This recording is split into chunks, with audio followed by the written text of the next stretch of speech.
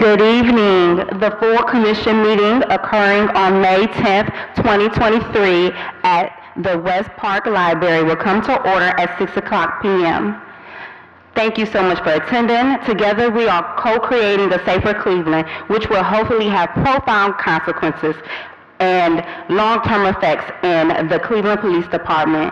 Change is never easy and we often grow frustrated, but it is my hope that residents, commissioners, officers, elected officials, and every stakeholder remember that change is always possible and it's just not an idealistic dream, but something that we all have the ability to do.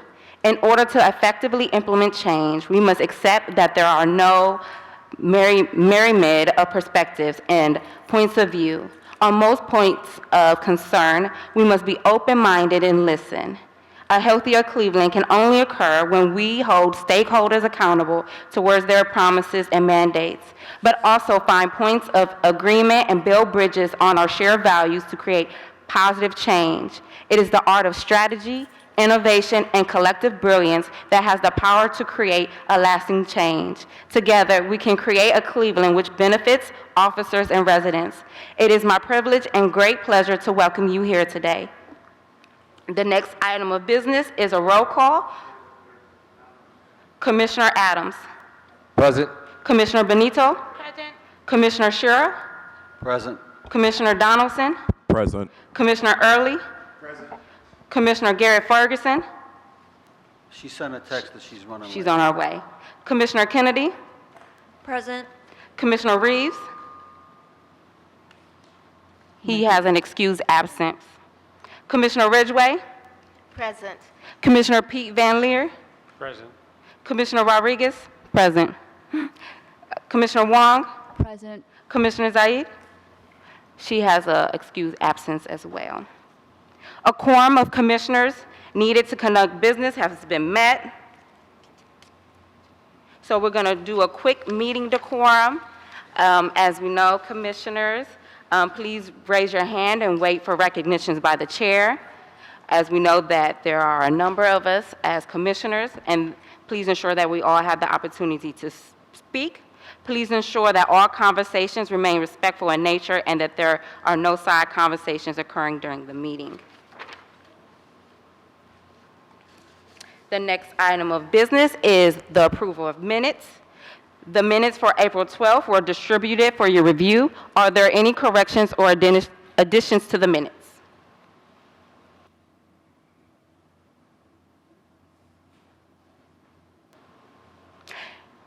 Hence none. Should we take a vote? I can't remember. Oh. Since there are no objections, we're going to do unanimous consent. Please accept the minutes as read with flexibility if there's anything that comes later on. The minutes for April 26, 2023 were distributed for your review. Are there any corrections or additions to the minutes?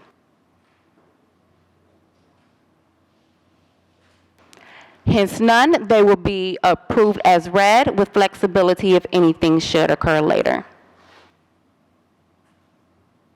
The next item on our agenda, we will hear the report from the Cleveland Police Monitoring Team, the 12th semi-annual report given by Ms. Aisha Bell Harderay, past intern monitor.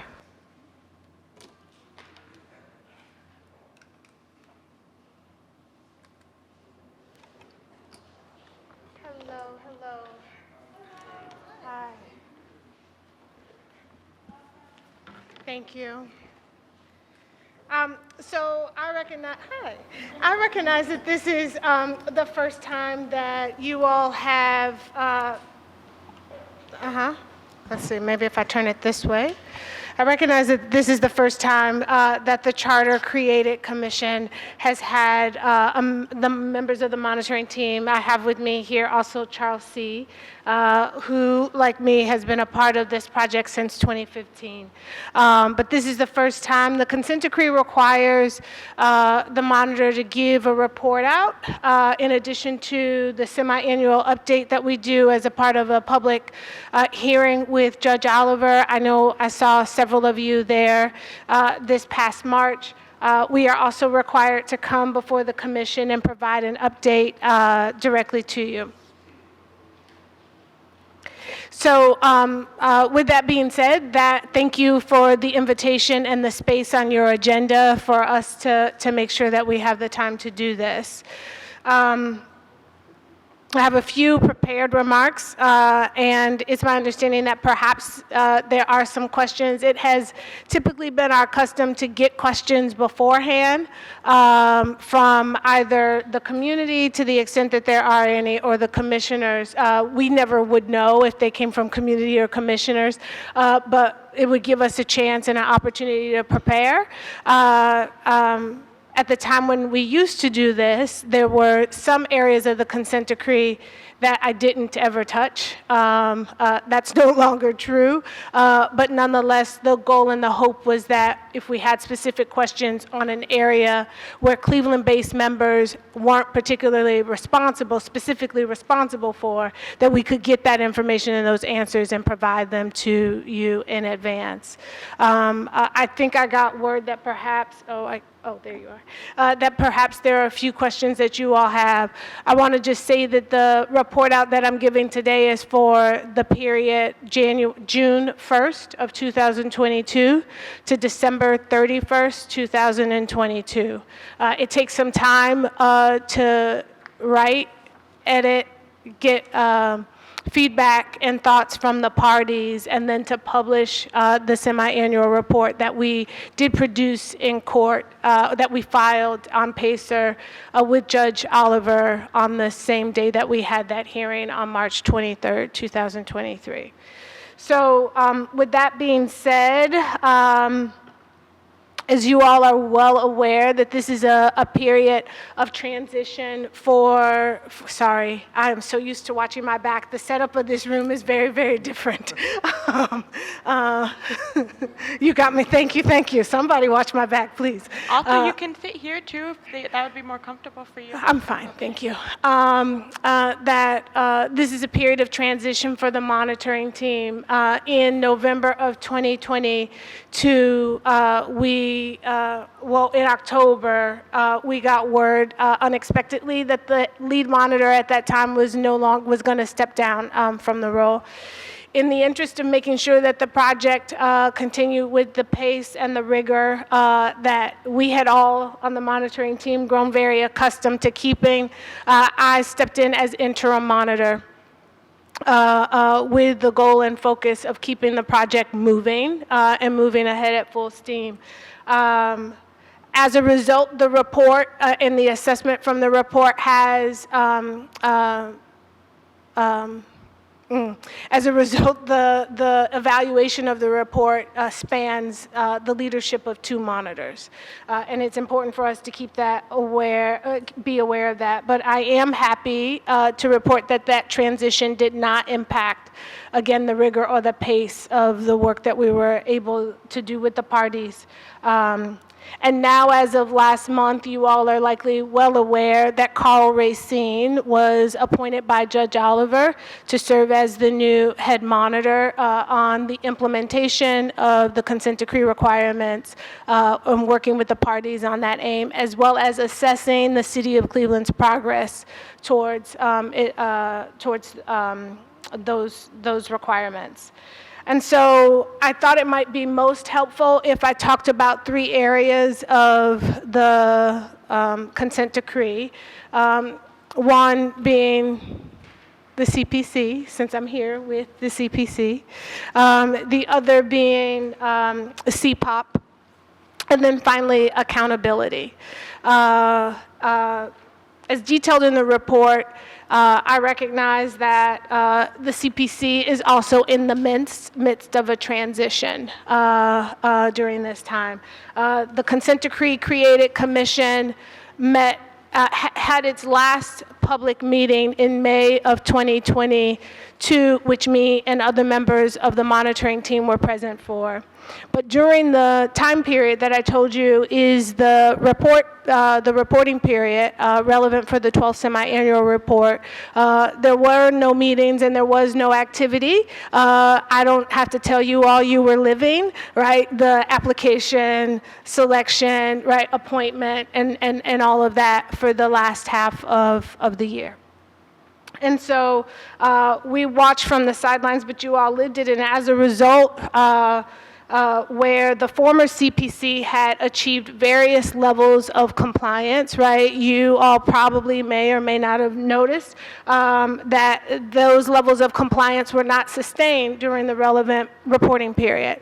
I don't want that to be alarming to anyone, and it's certainly not indicative of anything because you all weren't even doing you weren't present to do the work.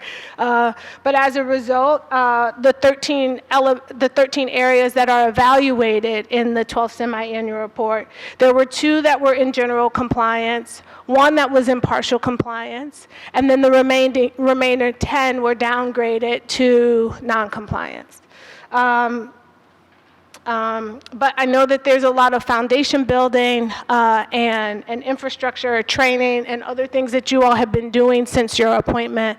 I look forward to seeing all of the work that you plan to do and will do, and I'm grateful to your commitment and your sacrifice, not just to fulfill the obligations under the consent decree, but in service to our community. So thank you.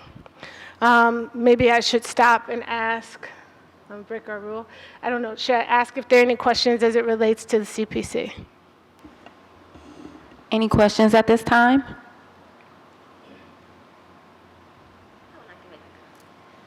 Not that Chair there has to Ridgway. be, but- To the chair, and we appreciate how you were able to explain how these 13 areas, were so designated.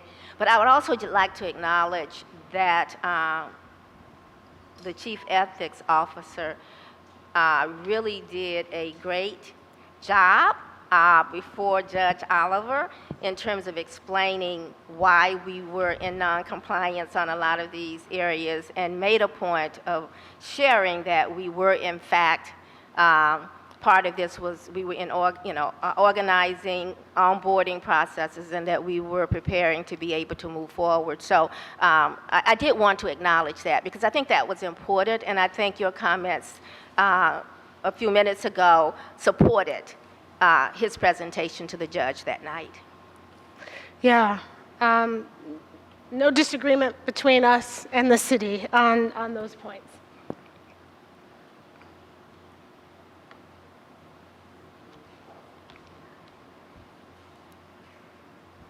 Okay. On CPOP, if I could pivot there really quickly, there are 8 consent decree requirements that are evaluated under this section. 6 of the items are found to be in partial compliance. 1 was found to be in both operational and partial compliance, and then 1 in non-compliance. And I remain encouraged about maybe it's appropriate for me to just share briefly sort of what the division has done as it relates to CPOP. They have training that has been completed over the last few years on CPOP, the creation of a data collection form that officers have to fill out to identify the ways and the areas in which they engage in community problem-oriented policing. That's CPOP. I'm sorry, I should have said that at the outset. And then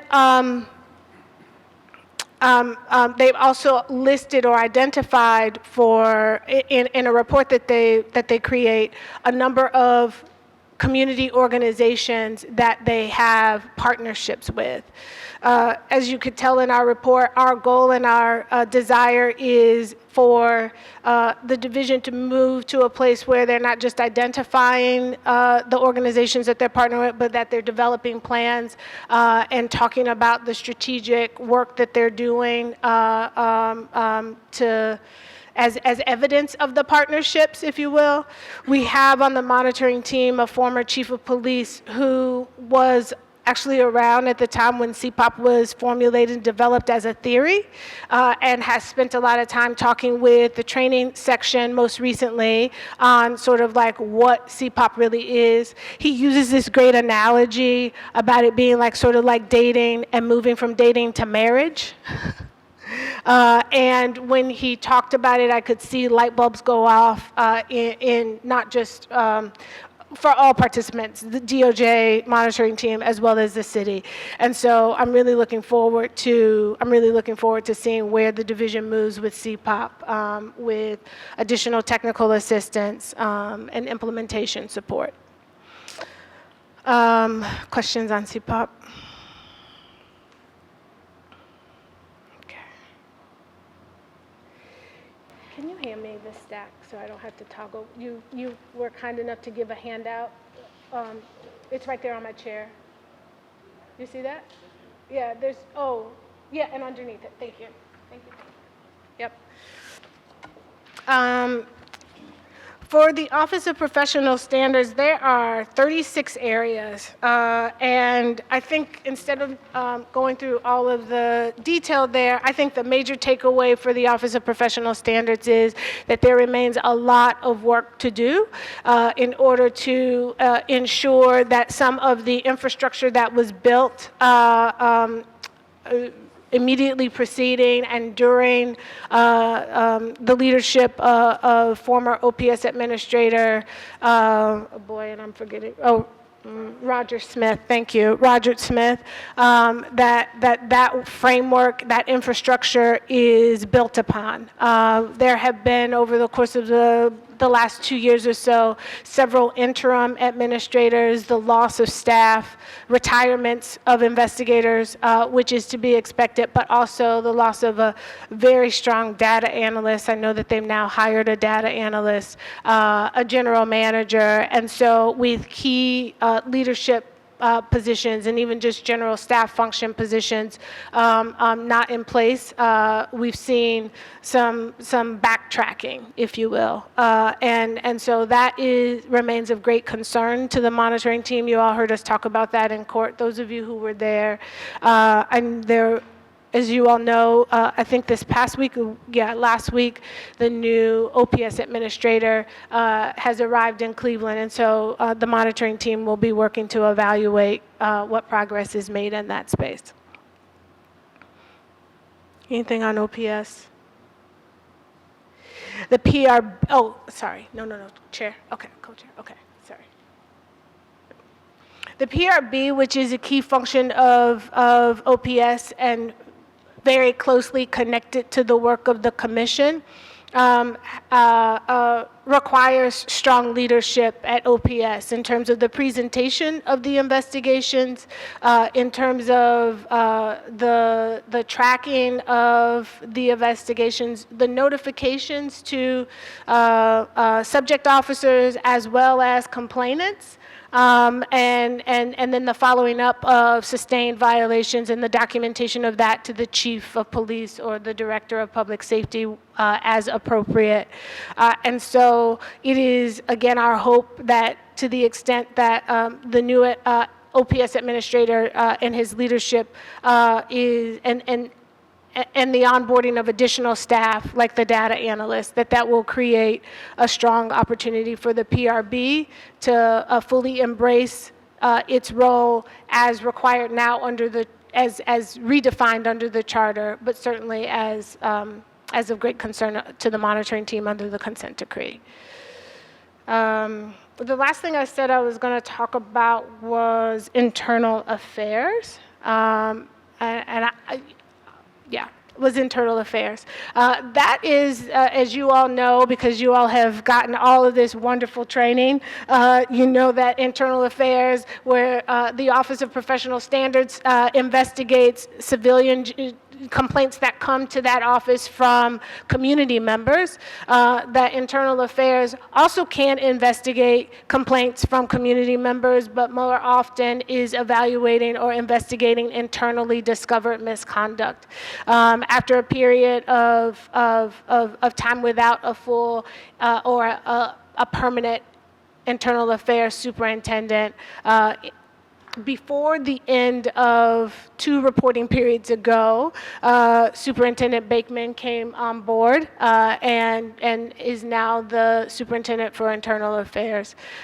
We have been working with internal affairs on ensuring that, and OPS and PRB, to revise their manuals to make sure that they're in not just compliance with the consent decree, but obviously the charter section, of course, and that they have adequate training. There's some staffing issues there, and so that they're just to ensure that their staff is trained in best practices on how to conduct investigations, interviews, and then reporting as it relates to those investigations. So that remains an area of great concern or focus of the monitoring team. I shouldn't say concern. I don't mean that in the same way as what I said about OPS. Let me be very, very clear. But nonetheless, we continue to watch it, as with everything else.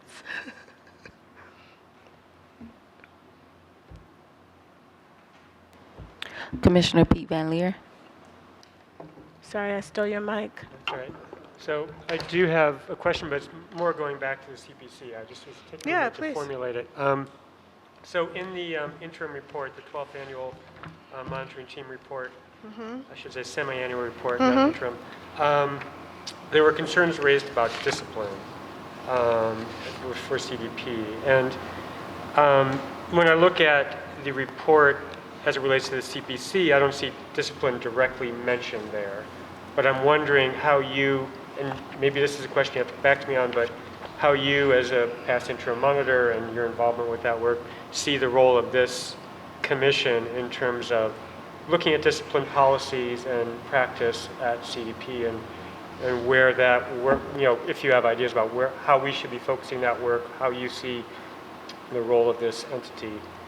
No, I think that's a really good question, and I think the short answer is that now that you all are seated, right, that you, I hope, feel somewhat like you're getting your sea legs underneath you, that there needs to be some conversation between the parties, including the CPC, right, and the monitoring team about what direction you decide to go or you're interested in going in creating those apparatuses. I don't know what to call, right? Like how you want to put the frame on your review of discipline, how you want to fulfill your obligations under the charter, right? The original consent decree didn't have that. It was more so policy training, right? Didn't have the discipline piece in the way that the charter does. But nevertheless, right now that it's here, I think, and as we did with the consent decree created commission, right, having those conversations with the CPC as what I used to call a super stakeholder. Now I'll just say like I guess it's the same, right? Super stakeholder of the consent decree. The need for us to find time to be in conversation and development planning with you all, but it's not something that we would ever prescribe to you, if that makes sense. Yeah. Yeah. Commissioner Benito.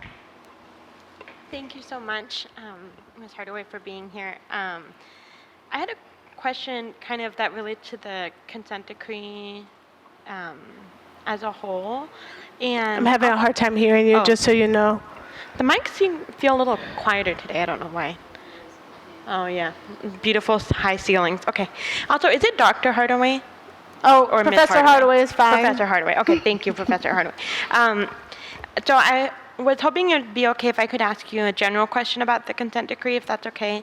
And there are like a number of different places in the consent decree where it, specifically says CDP, and then it says things like the CRB or CPC or the commission.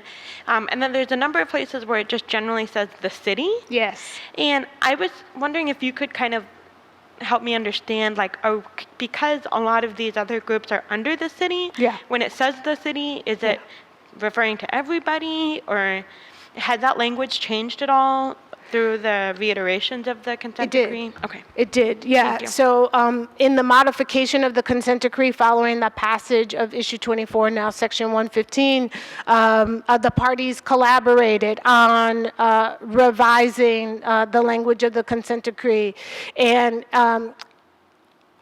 they made the decision, and I was a part of observing those conversations and those negotiations. They made the decision that in many places, simply saying the city would be the easiest way of identifying who the responsible party was, with then the city law department or CDP or whoever, right, identifying or being really clear about which department, which unit, which stakeholder under the city, right, is responsible for a deliverable. But this is, right, a lawsuit that was originally filed in federal court, right, resulted in a consent decree, and the party to that lawsuit is the city.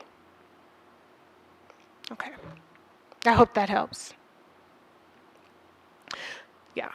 But, in some places where you're talking about the CPC, it might be a little bit ridiculous to say the city when we know we're specifically talking about the CPC, right? Or to say IA when you're talking specifically about an IA deliverable. I hope that helps.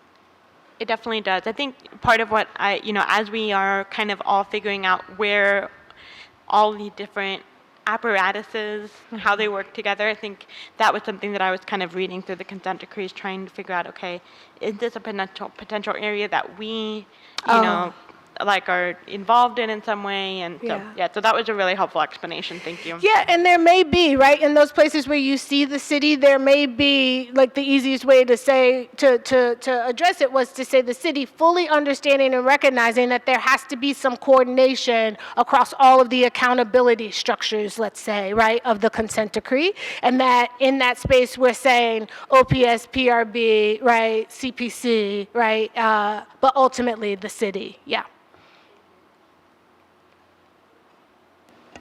Chair Ridgway. I'm glad you touched on that last, within that last sentence, because I think that sometimes our concept of an independent, that we're independent, we don't often see that that independence still requires, under the consent decree, collaboration and coordination sometimes with these other units that have been established because of the consent decree, like the Police Review Board, OPS, whatever.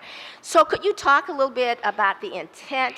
I mean, our independence versus a requirement for us to work collaboratively with these other agencies and organizations in order for us to accomplish the mandates of the consent decree. So let me just say very clearly that the monitoring team was not a part of drafting the general, like the consent decree, the settlement agreement that is now a consent decree once it was approved by Judge Oliver. We didn't even exist yet, right? And so that in 2015, right, 2014, 2015, the city and the Department of Justice engaged in the creation of that. So I can't speak to the intent of anything, but I can say from a monitoring perspective, right, exactly what you touched on is critical, right? Like thinking about ensuring that various stakeholders or units within the city are working collaboratively and coming up with systems and structures, right, processes to ensure that the mandates of the consent decree are effectively and efficiently carried out, right, is something that a monitor or a monitoring team will be evaluating.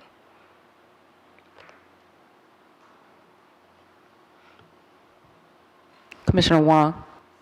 I have just a request because Commissioner Van Leer and I collaborated on some questions, and if we can just ask them jointly because they are focused on the same topic, if that will be okay. Commissioner Van Leer, do you want to start? No? Okay. We've, and I hope this is, and Professor Hardaway, I hope this doesn't come out of left field because I did CC you on this email.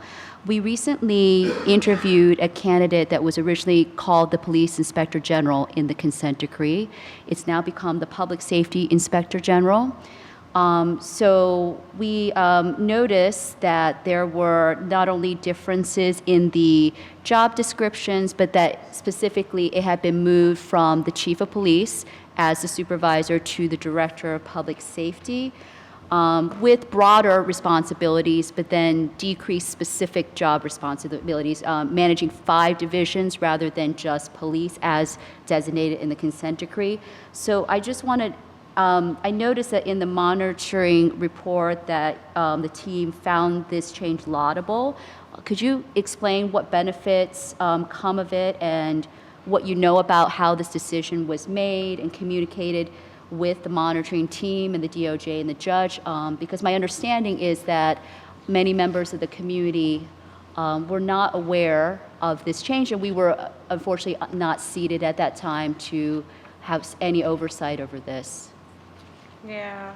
I'm trying to find, oh, let's see. I found it. I just want context for.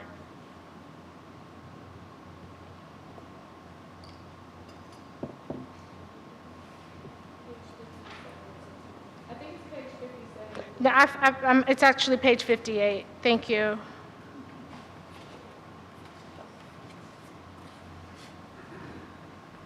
Right, and so what we recount there on page 58 is the process by which the job was posted. I don't see anywhere where this report opines as to what was laudable or not. Do you have a citation or a page for that?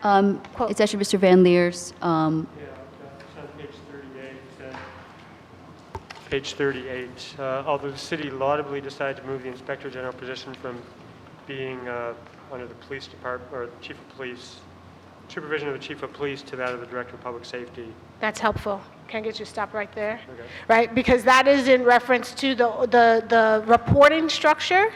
I think Commissioner Wong, what I heard you speaking about was about the job descriptions and the scope of the work, right? And what that section that we're talking about is the reporting structure. So let me just finish really quickly. So if there were prior concerns articulated in prior reports, right, that the Inspector General had to report to the Chief of Police, who the Inspector General was also responsible for observing, right, assessing, and perhaps critiquing. So that is what the laudable reference, characterization is referencing. I did receive your email and others' emails on this topic. Because this is something I hope you were present at the first time when I addressed the commission and sort of the general role of the monitoring team. Because this is something that will likely be put in front of the judge, I hope you'll respect that I'm not able to say anything more than what we've already said in reports and answer specific questions about issues that are raised, because we do serve, right, as an agent of the court, and I never want to speak before him instead of him or anything like that. So let's let this particular issue that is percolating now, and we'll likely need some input from the judge, see its way through the process before I'm asked to opine on it prematurely, if that's okay. Could I just ask a non-legal, I understand that the judge, it may go, could you tell us who was present when this decision was made? Was it an agreement between the DOJ and the city? Or was it something like, oh, we might change some things and the city changed the job description out afterwards? Just maybe a timeline would be helpful as to how these changes? Sorry to put you on. No, it's fine. I mean, I don't know that I would be able to give that without prior sort of conversation with the parties and the judge, but I will just tell you as I sit here right now, all of the things that live in here, that timeline isn't readily available to me, even if I wanted to give it to you. Okay, thank you so much.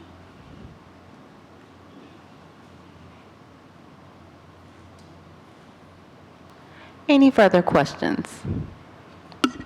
We have executive director. Clarifying point on that about the ID. It doesn't, whether you change the job description or not, it doesn't absolve the requirements of the consent decree, right? So Oh, God, no. those are in there, so I think some people are concerned that the change in the job description means that the consent decree requirements won't be met or don't have to be met. But what I opine on that is that it doesn't matter what you write in the job description, you still have to meet the requirements of the consent decree under the Inspector General. Is that correct? The consent decree, oh, I'm hitting this as if it's it, but it's actually in my laptop. The consent decree is the consent decree, changing that, as you all saw with the creation of the Charter Commission, right, requires approval of the judge. Yeah. Commissioner Garrett Ferguson.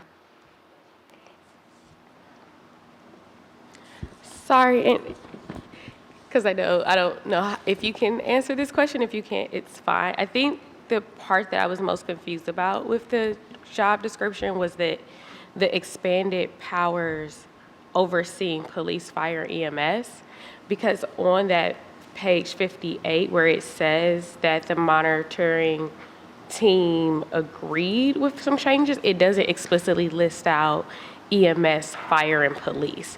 And so I guess my question was, did you all know that the inspector general's role would then oversee those would deal with those three departments in that capacity?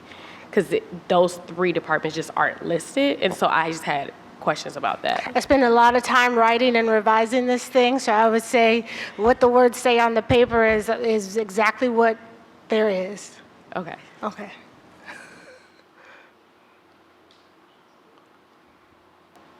Any further questions? We have Chief of Ethics, Delonte Spencer Thomas, if you would like to come to the mic. Okay. Does that mean I'm done? Oh, he's asking a question. Okay. I'm going to provide some additional clarity on this IG piece, but I wanted to wait to see if there were any other questions. Oh, am I done? Yeah.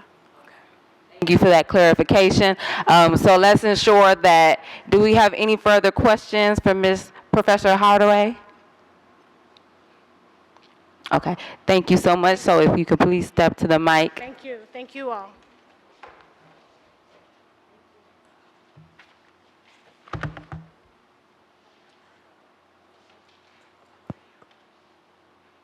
Am I on here? Hello, no. If it's red, it's on.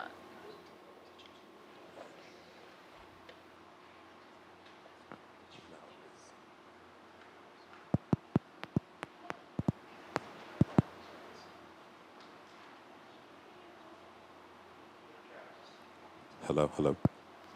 Test. No. 1, 2. We're working that out. Somebody had messaged that they couldn't hear your statement. No, Jason's.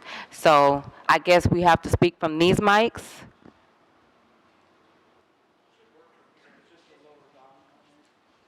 Test.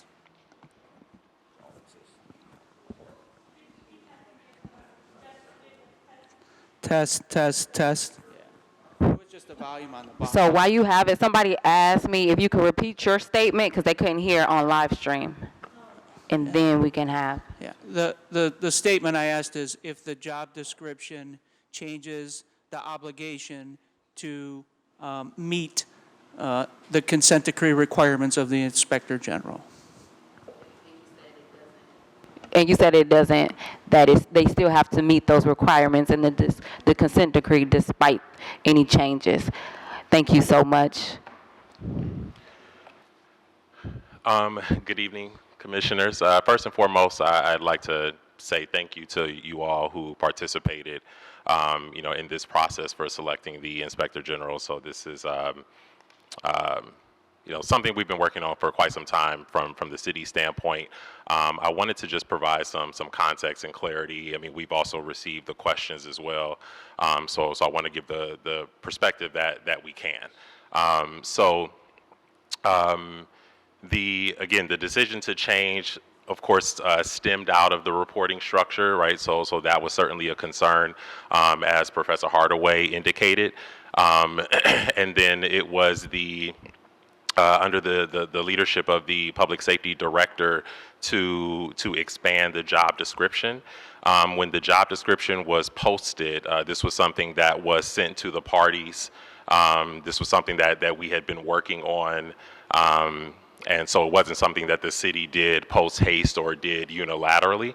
The job description was sent. We also came up with a formal hiring plan or hiring process plan for this position that was requested by the monitoring team, and we provided to the monitoring team in advance of us actually proceeding through the interview and application process. So this is something that we had been working on together.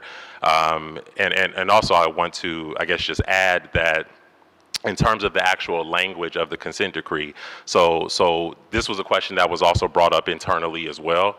Specifically is, hey, if we've all been in alignment or in understanding that this is going to be the role of the IG, then we need to go back and discuss an amendment to the language of the consent decree.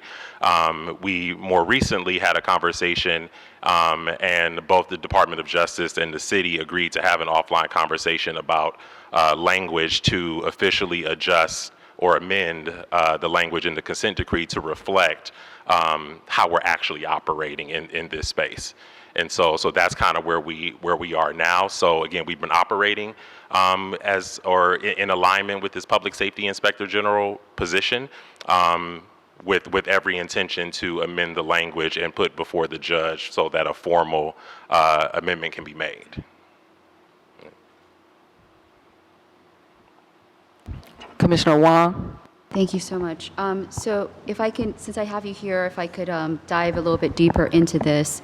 I made a table of the differences between the amended consent decree as it stands now, a 2021 job description for the Police Inspector General, and then the 2022 Public Safety Inspector General position. And so I just wanted to know a few key differences, as we already noted that it's changing from the Chief of Police to the Public Safety Inspector. And it has, before it was a Police Inspector General, and now it is for 5 divisions: fire, EMS, animal control, and corrections in addition. However, it should be noted that the salary decreased from 85 to 115 to 74 to 99. So even though it does seem to appear at face value to have a broader kind of supervisory responsibility, it was a little confounding to me that it represented a $12,000 decrease.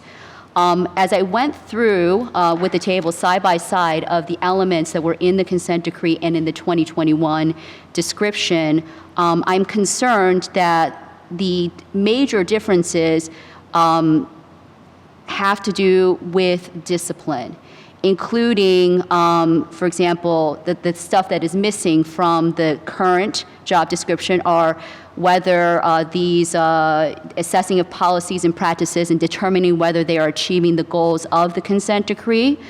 An entire section F of paragraph 253 of the consent decree, which talks about analyzing investigations conducted by OPS to determine whether they are timely, complete, thorough, and whether recommended dispositions are supported by the preponderance of the evidence. That's completely absent in the 2022 job description. And then there's little tweaks that seem to me, at least from a layman's perspective, reading this, additions that take away the independent power of the IG, for example, to make reports and recommendations available to the public that's in the consent decree. Now it says when appropriate. And considering that he or she is going to be responding to the public safety director. So I'm guessing maybe I'm spotting a pattern that's not there. But why to your recollection, were you involved in who reworded this consent or this job description, and what was the reason for these omissions and changes? And especially because it seems like the job, and overall the job seems to have a lower pay grade, suggestive of itself, lower job responsibilities, and certainly a decrease in that. When was this change made, and who made it, and what was the discussion involved in it, and what was the rationale? Sorry to give you all those questions, but I think you generally understand where I'm coming from. Thank you. So the Department of Public Safety ultimately drafted the description, as this is a position that will be housed in the Department of Public Safety, reporting to the Public Safety Director. So in terms of specific detail, in terms of job duties and responsibilities, that was something that was determined by the Department of Public Safety. What I can say is that this is something that has been shared and has been put out there. And again, we are working through, and full disclosure, there are certainly, there are additional challenges and things that will come up. So, for example, one conversation is making sure that we want to make sure that the Inspector General position or this function is supported to be able to handle working on matters in addition to issues within the Division of Police. So the idea was not to just expand the function for just one person to have to do, but that this person would be impaneled with support to be able to carry out its function. And again, I just want to emphasize that this is a description that was shared, that has been worked on, or at the very least seen by the parties with respect to the consent decree, and we're working on making sure the language matches up there. To my understanding, there was no intention to evade any of the requirements of the consent decree by changing the job description.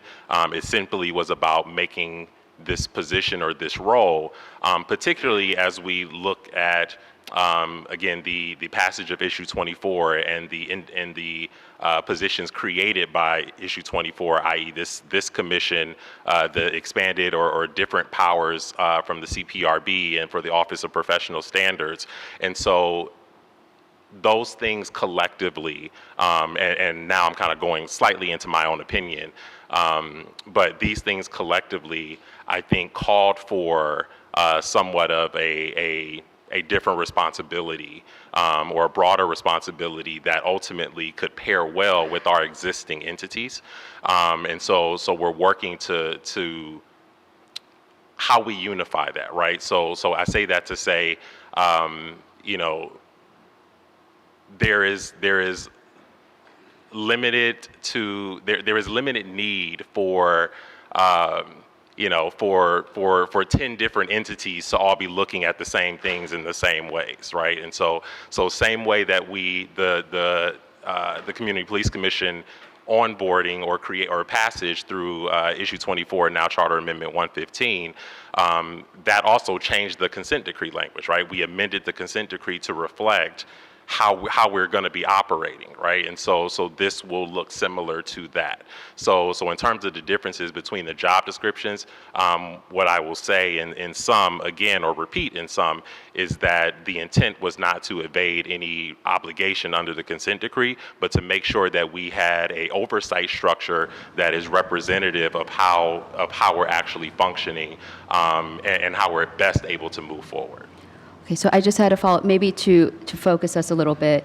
So could you, in the most kind of glaring example, 253F, the paragraph about OPS is completely missing from the 2022 job description. It is present in its full form in the 2021 job description. So obviously that had to be removed.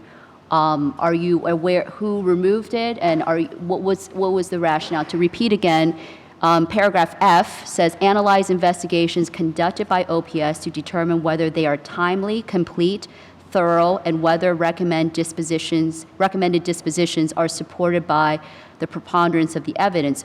Removing that, there's no other mention of OPS. What do you envision now in the new job description? What is the interaction between the PSIG, Public Safety Inspector General, and OPS? Will there be no connection? Will they not analyze OPS investigations?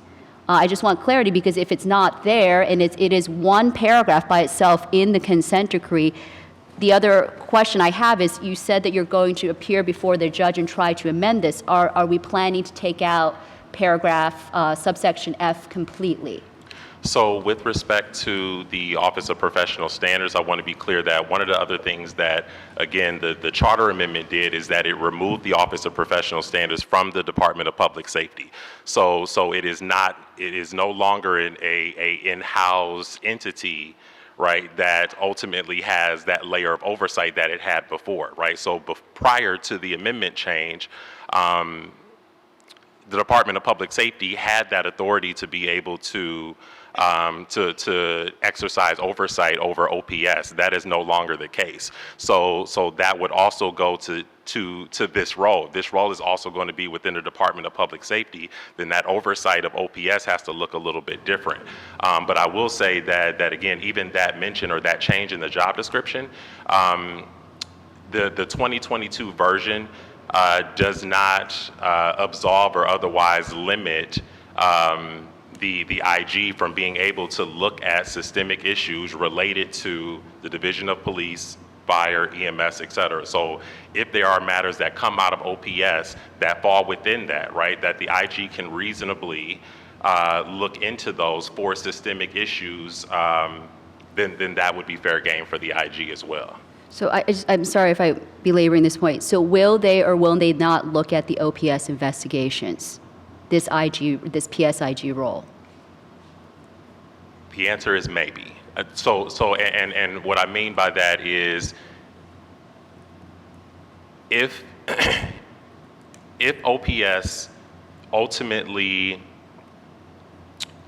conducts investigations that fall within the jurisdiction of the IG, they will have the authority to be able to look at those issues. But I want to be very, very clear that because OPS is an independent entity, per the charter amendment, they don't have the same oversight structure as they once had.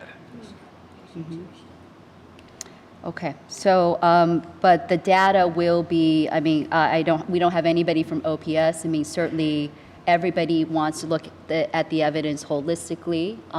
Whether he has supervision over these investigations, that there's probably information and data that would be important from the OPS investigation. So, Absolutely, What do you absolutely, mean and by the IG jurisdiction? would be able to look at that data to compile its reports that is within its jurisdiction to compile and produce.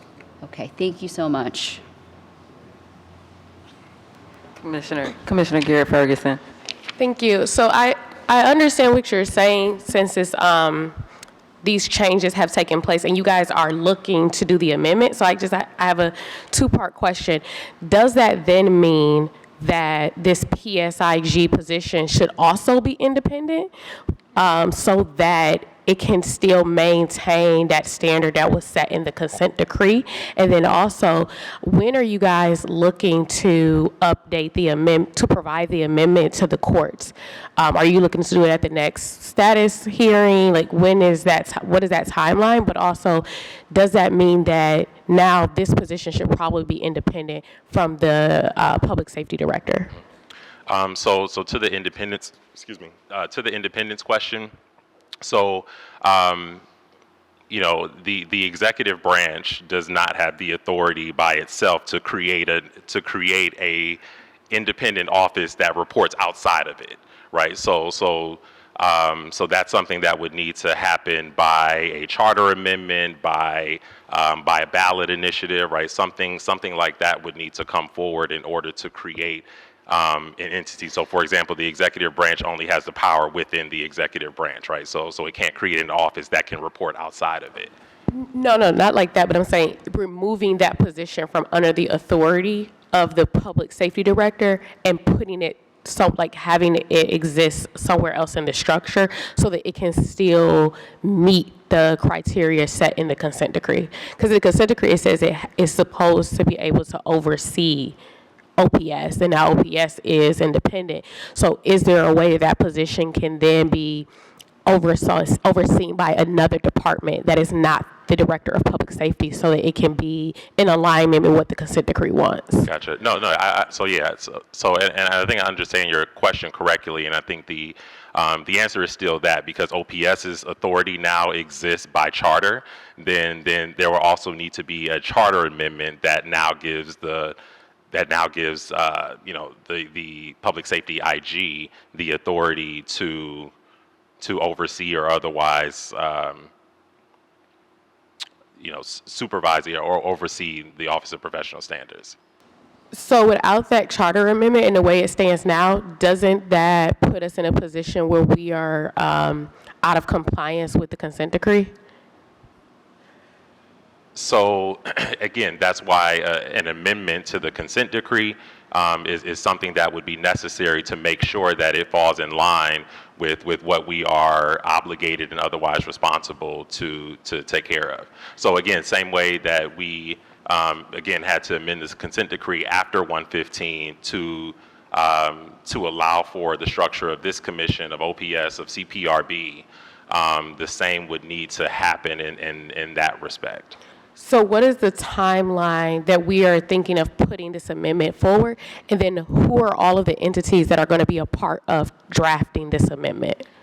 So that falls to the parties of the consent decree, right? So the Department of Justice and the city.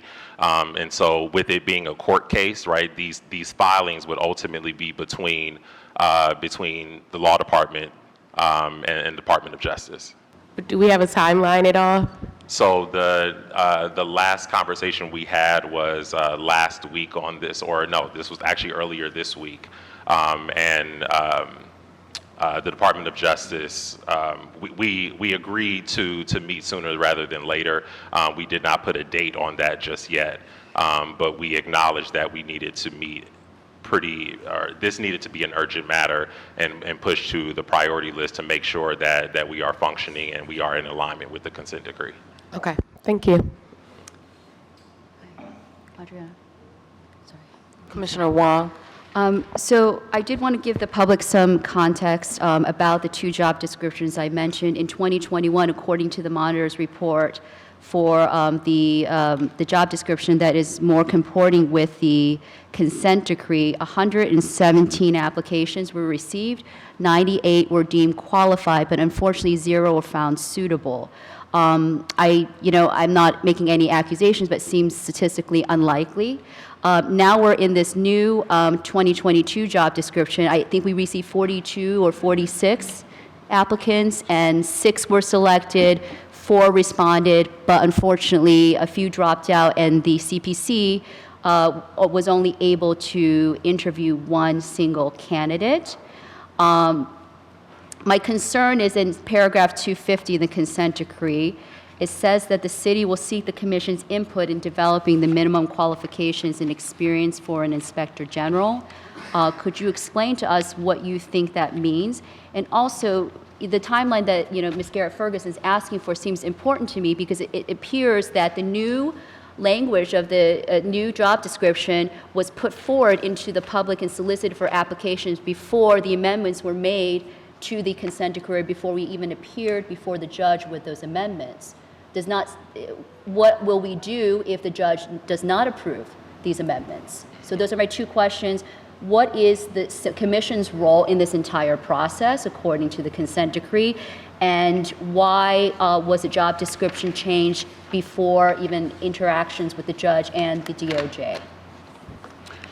So, as far as the commission's role in this, we're following the language of 115 that provides that the commission would provide recommendations on the inspector general position to the mayor. Admittedly, that one of the things that was also highlighted or noticed was that it explicitly just says inspector general. It doesn't specifically say police, although when the charter language was drafted, it was referring to the police inspector general because that's what existed at the time.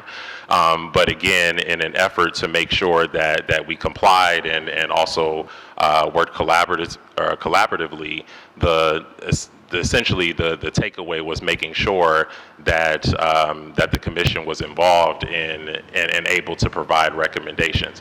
And so with respect to how the process played out, again, as was indicated to each of the commissioners, we ultimately, so to your point, we received 46 applications. And interviewed 6,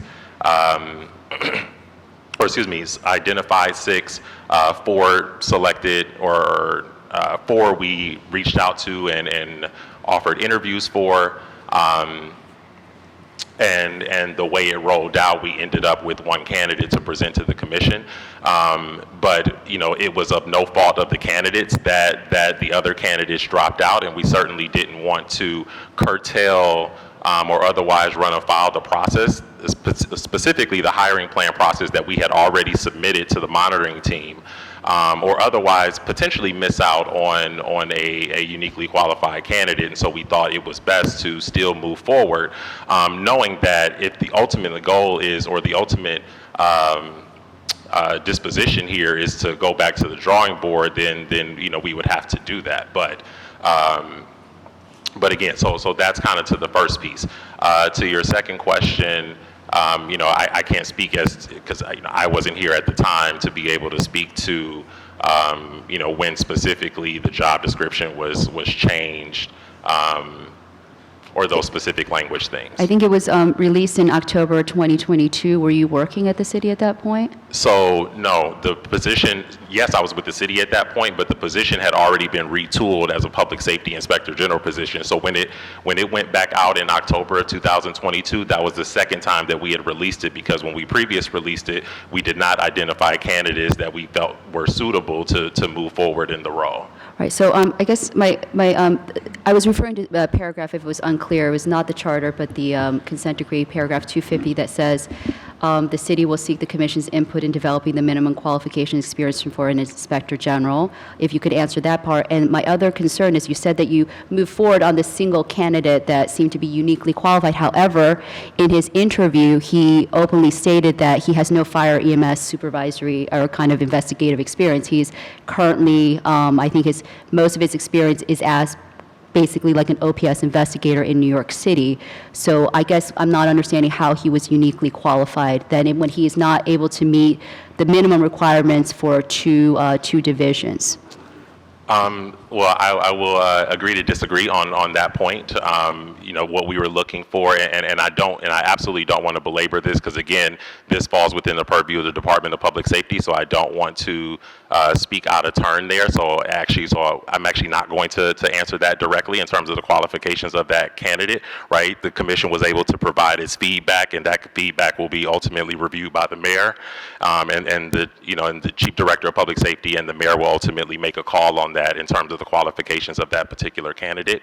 What I can say with respect to the language of the consent decree, again, the decree was ultimately rooted in this being a police inspector general position, which more aptly warranted some of the language there. But again, all of this comes around the conversations that the city and the DOJ needs to have regarding the amendment to the consent decree to reflect how we're actually moving. A final comment. Thank you so much. We have Commissioner Benito. Thank you, Mr. Spencer Thomas. Always a pleasure, and thank you. We like to have lively conversations here, so thank you for being with us. I wanted to go back to the point about the part that's missing from the 2022 job description around analyzing investigation conducted by OPS. You brought up a really interesting point about, that with the change of the reporting structure, that not just the change of the reporting structure, but also the change of OPS now being independent, that played a role in it. And I think, but one thing that I was thinking about is the consent decree was amended after the passage of issue 24 to reflect the new changes under Charter 115, and that was still left in around the current language under the police inspector general still doing that. And so I guess part one of my question is, do you think that was an oversight that wasn't changed when the other changes were made to reflect the changes that came with Charter 115? And then, because I think what I'm more concerned about the idea of OPS investigations being analyzed, because, to determine whether they're timely, complete, thorough, and whether the dispositions are supported, especially because we know that there is such a backlog right now in OPS investigations and in the backlog of completed OPS investigations that are waiting to be heard by the PRB. And so to me, this seems like an important function to disappear when there are, and one of the things that came up in the interview with the candidate was talking about, what are some things that, potentially that position could do to help support the functioning of OPS to make sure that we're able to fill that backlog and to make sure it's functioning well. And so, and in the consent decree, there really does seem to be a separation between what the OPS administrator does, which is like internal management of those things, and then what the inspector general is doing, which is analyzing how that function is doing, and it's under the transparency and oversight section, which makes me think that this is meant to create an additional level of oversight and transparency of what's happening within OPS, and to make sure that they're, and not just like that they're doing their job correctly, but they're getting the support that they need. And so I guess my first question that I already said, but I'll repeat it for clarity, is like, was that an oversight that was left in? And then two is, with the changes that, you're saying that this is a response to the shifting, and I get there's a lot of different overlapping bodies that are all going to have to work together, and so I think that this can be a collaborative process that we can all work together to make sure that the functions of the consent decree, that we fill them in our different functions. But do you see that analyzing process that is Section F under the Police Inspector General, part of the consent decree, do you see that being filled under one of the other bodies? Or is that just something that maybe isn't yet to be determined?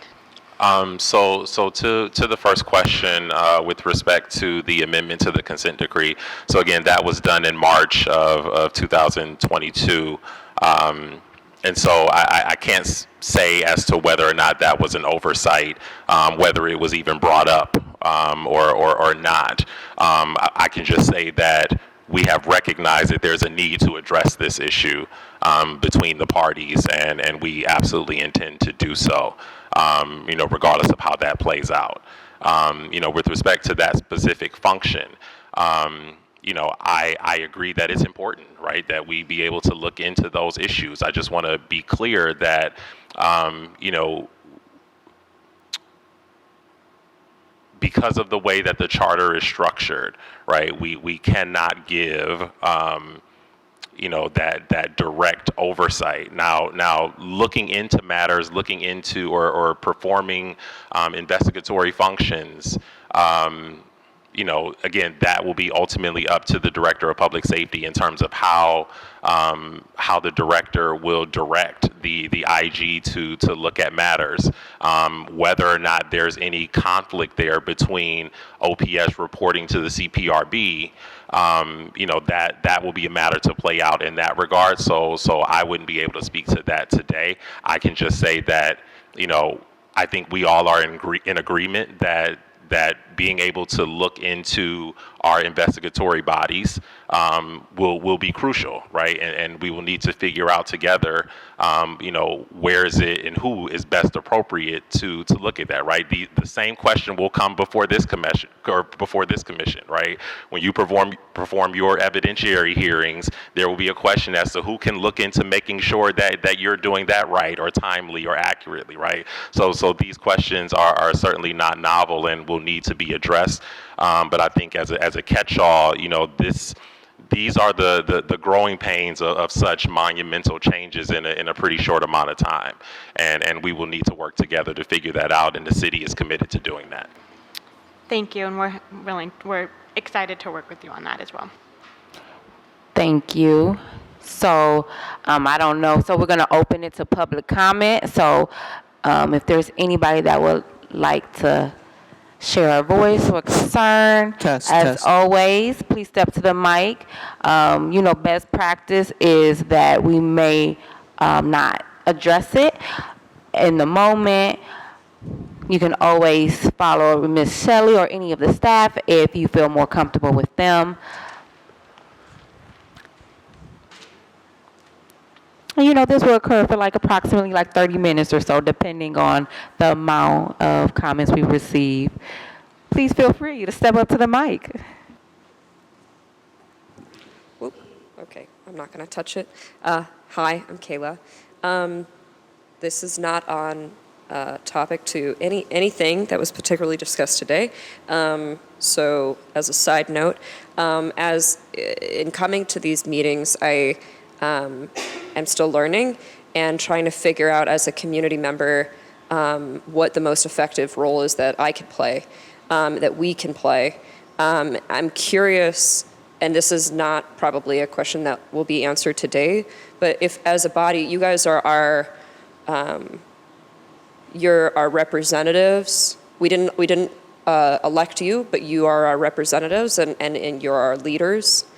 And so I am curious what you want from us in terms of how you want us to communicate with you, what the most effective way would be to collaborate with you, express there's obviously, a way to communicate our concerns or our questions to you guys, like that's pretty clear, but a lot of the time I've heard sort of, people say kind of, we need the community to push us and direct us. And are you expecting people to come and have, highlighted the consent decree, read it at full length and sort of dove into it in the way that you guys do and have?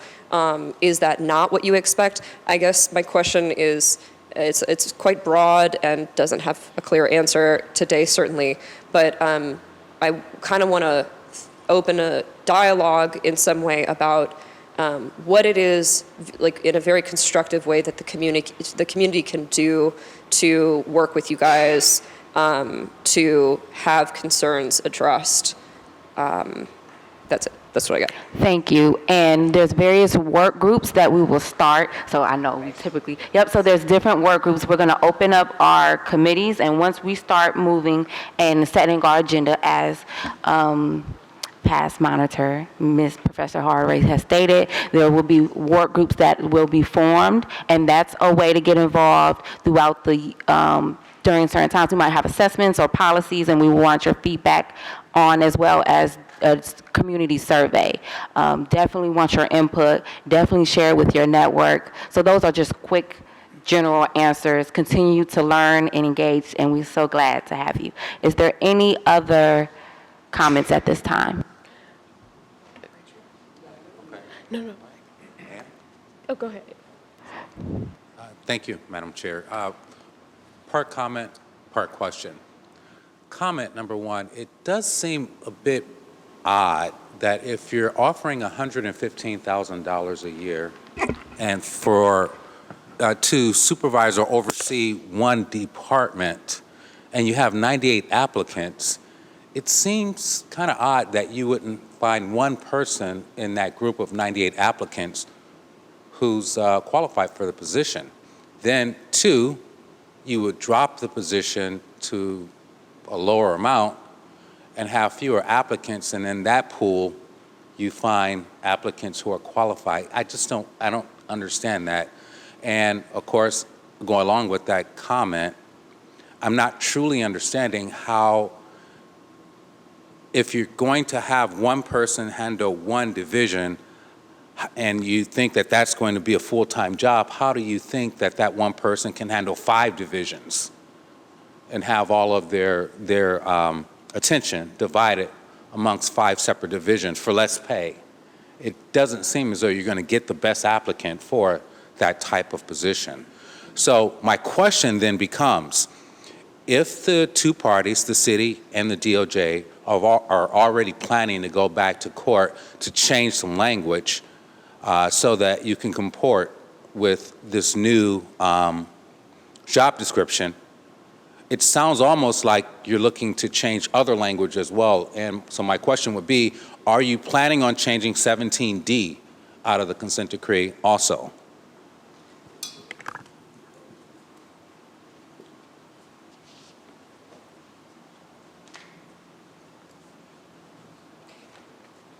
Does somebody want to answer that question? Or no? Okay, great.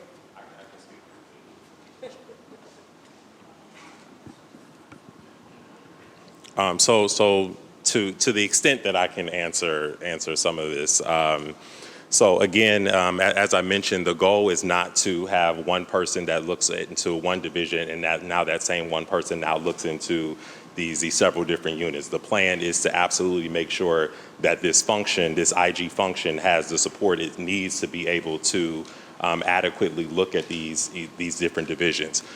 With respect to the application, period. So again,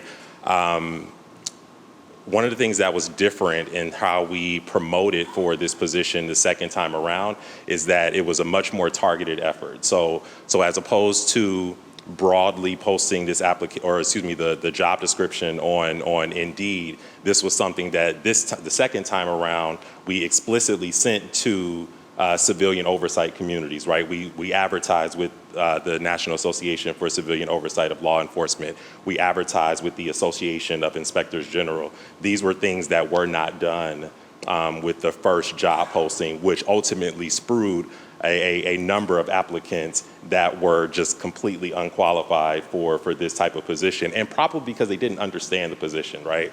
I mean, I come from, prior to coming to the city and in this ethics capacity, I come from the Inspector General community. I mean, and it's a close-knit community. It's a small community where those of us who are familiar with it know that until you get into it, you kind of have no idea what this actually really means. You hear the words and you think, okay, cool, I can do that job, right? And then you get a number of applicants who actually have no experience whatsoever, specifically with respect to fraud, waste, abuse, and systemic investigation. So that's ultimately what we found in the first release of the application.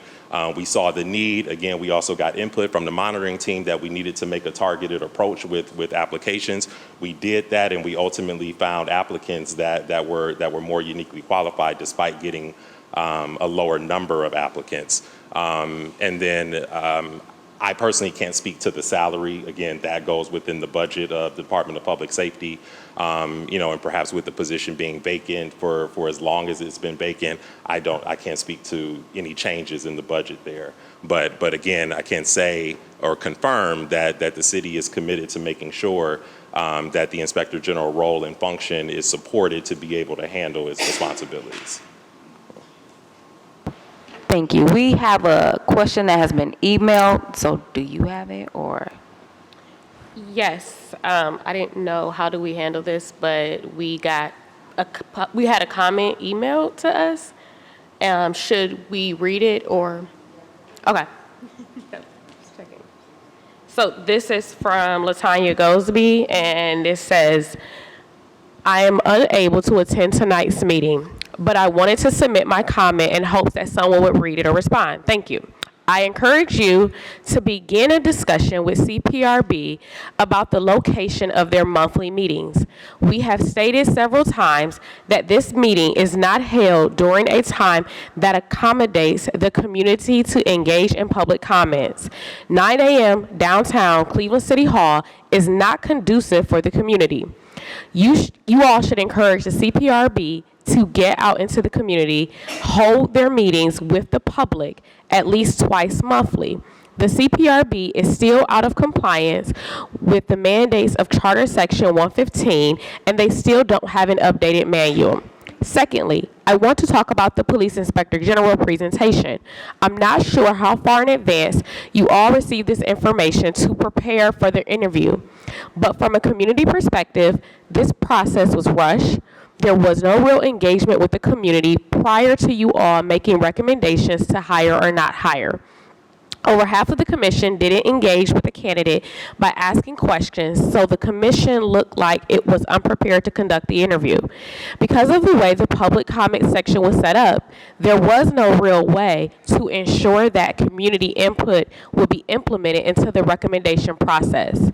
No one on the commission questioned the changes in the language of the job description to ensure that the consent decree mandates were being applied, or why the position was expanded to include fire, EMS, AC and AC, and corrections when the consent decree only applies to CDP.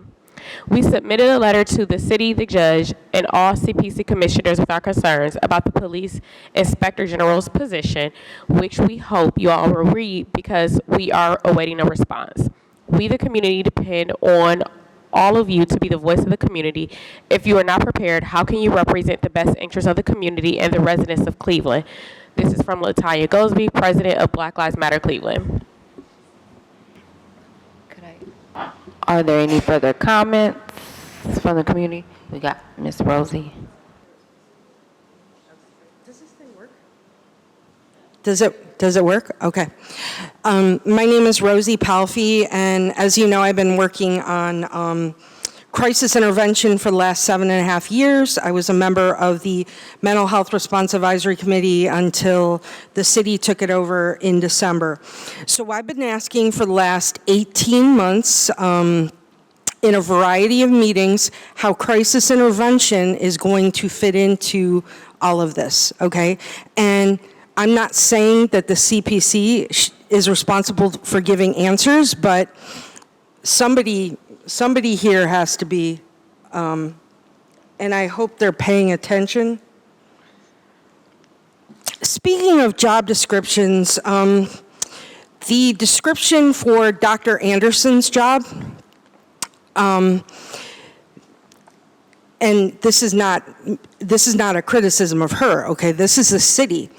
It talks about the areas that she's going to be working in, and it talks about OPS and the CPC, but the Mental Health Response Advisory Committee is not mentioned. I don't think crisis intervention was mentioned, but like I hear about super stakeholders, and I know that our committee did not even feel like actual stakeholders.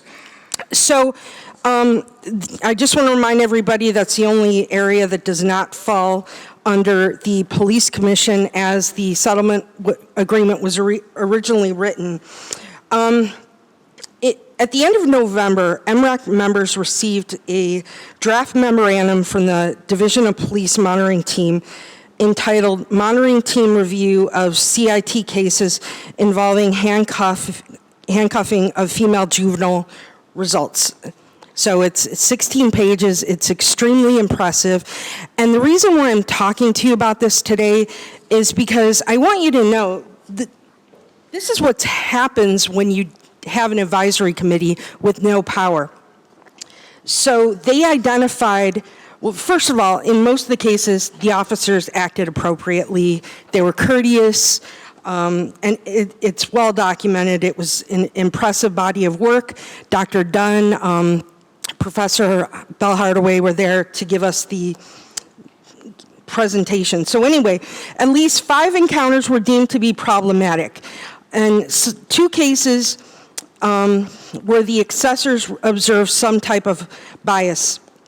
So in one case, a black female police officer told a black juvenile female subject that she was going to call her Becky because she had a lot of, and then she spelled out white privilege. When the juvenile asked and said, "What? Say it again?" The officer said, "No, because my camera's on." She did, however, go on to add that the subject acts like a lot of these Caucasian kids that grow up with a silver spoon in their mouth. You know, the ones out here getting people killed because they feel like they're entitled to stuff. Second case involved a 10-year-old who complained of abuse against her mother. Now, we're talking about black female juveniles, okay? This was a black male officer. Forgive my language, I'm reading from this report. The officer described the juvenile as, quote, acting like a jackass. And case number 3 involved a non-black youth. Officers went to great lengths to walk with the teenager while talking to her and building rapport as they reminded her they had been to her house before. She was given great latitude to walk out of their eyesight into the house despite her father's objections. All of this occurred as officers reportedly witnessed her cutting herself on the street with a pair of scissors. In case number 4, involved a black female officer and a black female subject. Both cases, the officers adopted a combination of familial tough love and scared straight. approach. In this incident, it resulted in the officer advising and coaching a mother to relinquish custody of her child to the Division of Children and Family Services, which the parent did. And there's another case in here that's also problematic, but I believe these cases should have been forwarded for discipline. And this impressive report did include policy recommendations, but there was no will among this committee to do anything about it, at least not publicly. Behind the scenes, they were asking if these officers would be disciplined. So I just want you to remember that traumatized youth are going to become traumatized adults. Okay? And so these are the kind of things that if you guys don't get involved, it's just going to be swept under the rug. Thanks. Are there any further comments from the community at this time?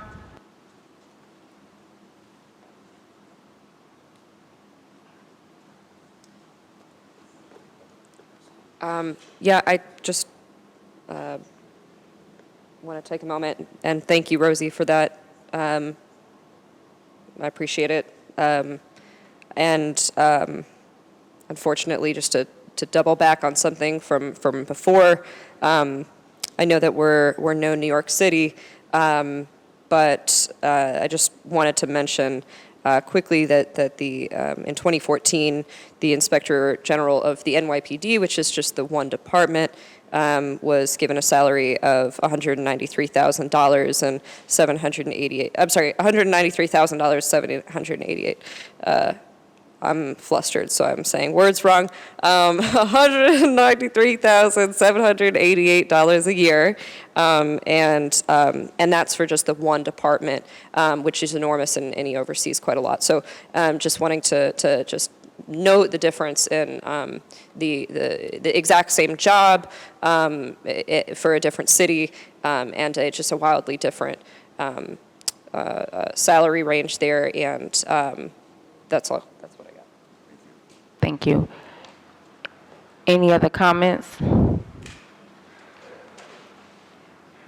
Commissioner Wong wanted to say something. Thank you. So I just wanted to address the comment that was sent in by LaTanya Gosby. I had sent out, we were aware of these discrepancies between the job descriptions. It was obviously a process for members of the commission to process this information. So I would agree with her that if we had more preparation, and that's of no blame to our hiring committee, but so I think that we are, and we were also not seated as a commission at all when many of these events had occurred. So I do want to say that we're watching this, and we are watching this actively, and we were actively engaged on this issue. And but obviously, the support from the community is doubly appreciated. And this, I think, goes to the point of multiple oversight would be great, because there's a lot of moving parts here. There's a lot of details that could fall through the cracks. But this is why we welcome the continued engagement of the community. Thank you. Any further comments from the community?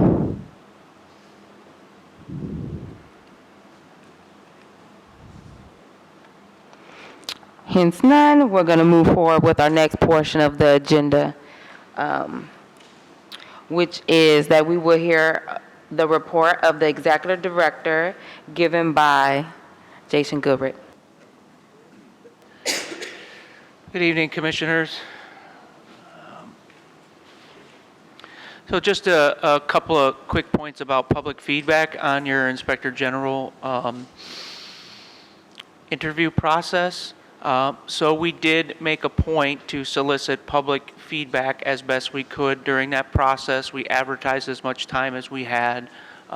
We mentioned that all public comment will be included, and kept our word on that. So we gave people as much time as reasonably possible by the deadline that was given us by the city for feedback, to provide some.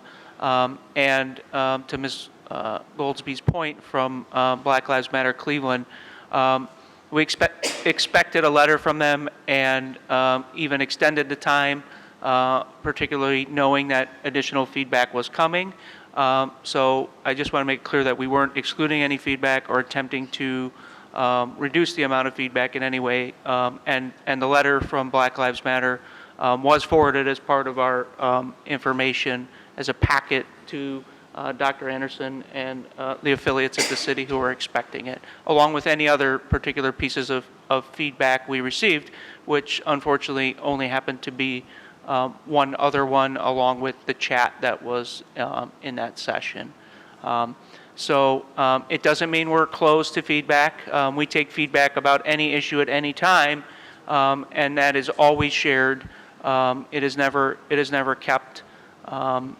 We include it in whatever process we are able to, and is disseminated to commissioners whenever it is received. So people are always able to send us feedback, even if it seems like it's past the point of feedback for any particular issue. We're always open and available to that. So I just want to also say thank you for extending my time period in this position last week. I much appreciate it, and giving this team a chance to continue to perform for all of you moving forward. So just a quick note on that. And then I think you should also take a moment to congratulate yourselves a little bit here. You know, this Inspector General thing came up quickly. You were able to respond to it.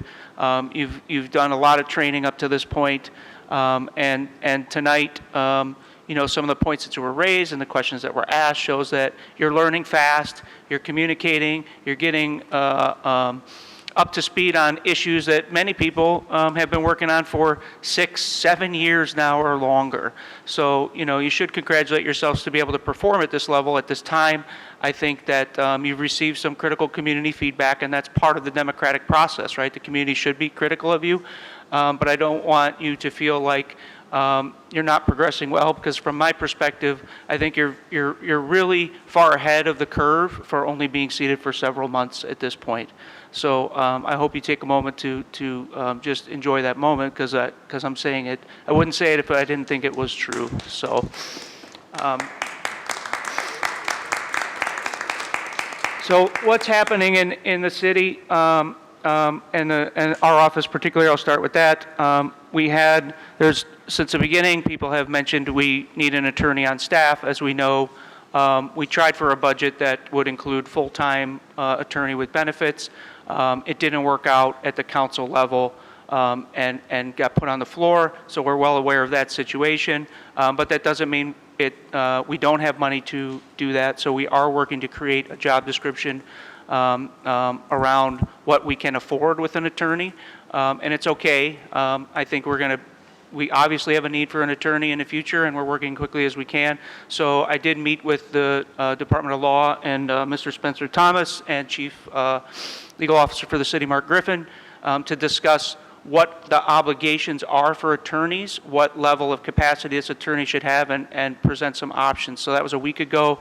I will follow up tomorrow to see what their opinion is. It doesn't mean they have the final say on it, but to be efficient with taxpayer money, we want to see what our opportunities are, how other departments hire attorneys, and what the charter says, depending on what the work the attorney does in the job description, what obligations they have, and reporting to the law department.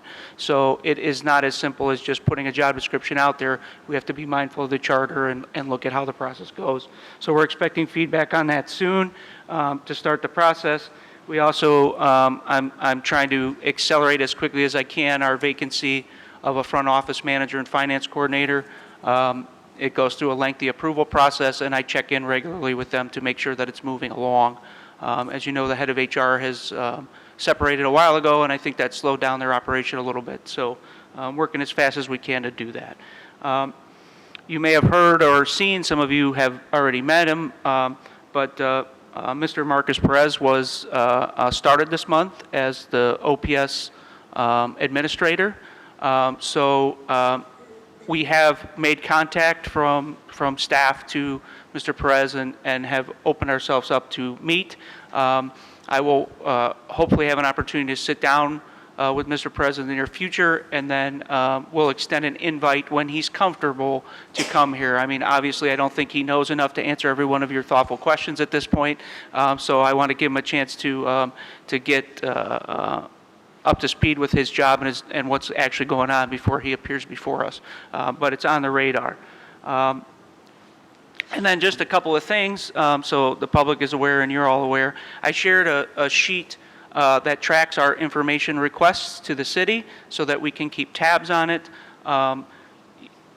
You may have heard or read or learned at this point that there is a process that was previously ordered by Judge Oliver when dealing with requests, including a timeline.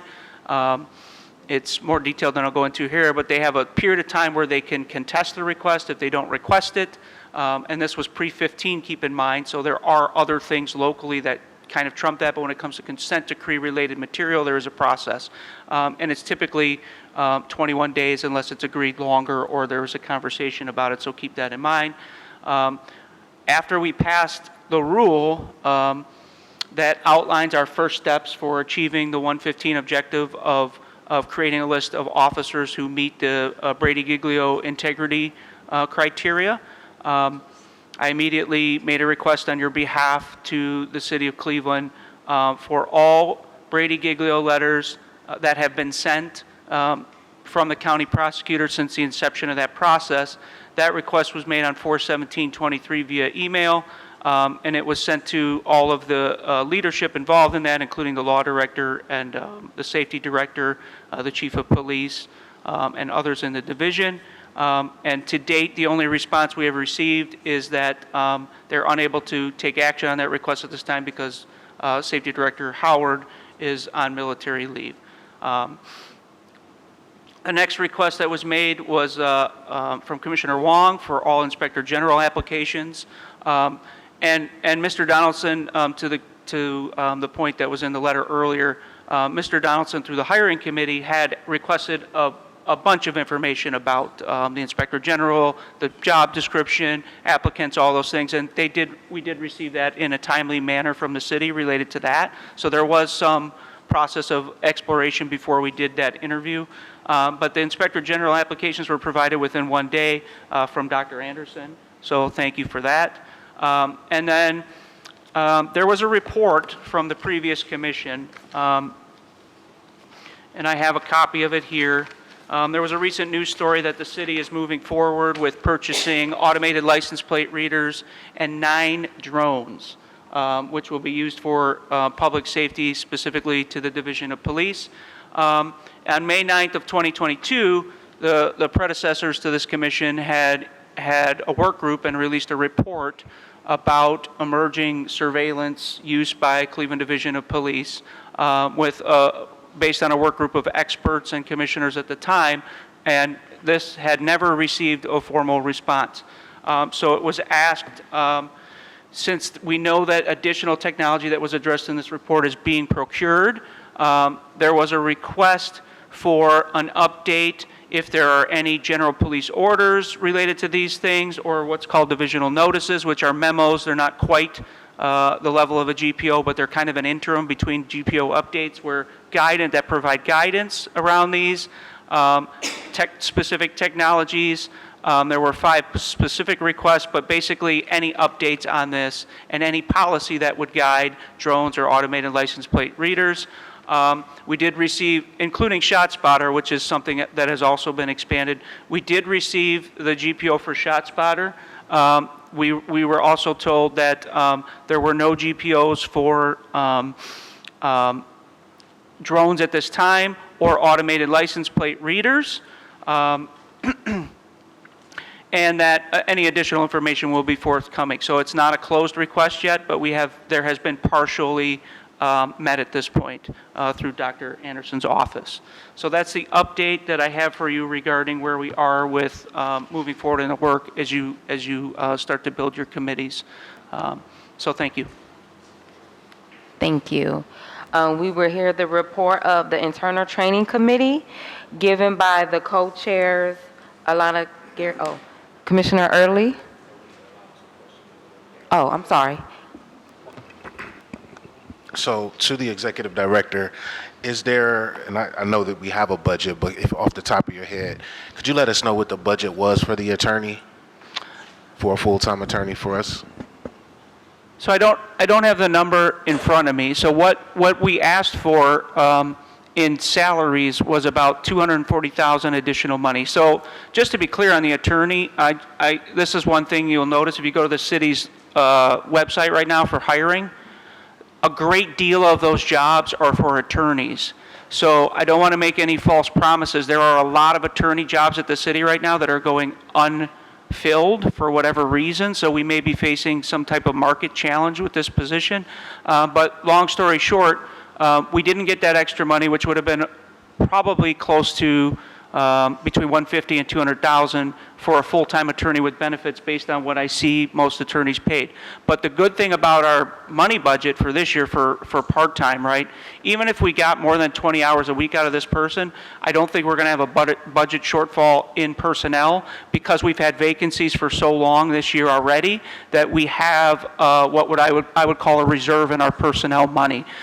So I think that even if we spent up to $50,000 on an attorney in man-hour or labor this year, we would be okay.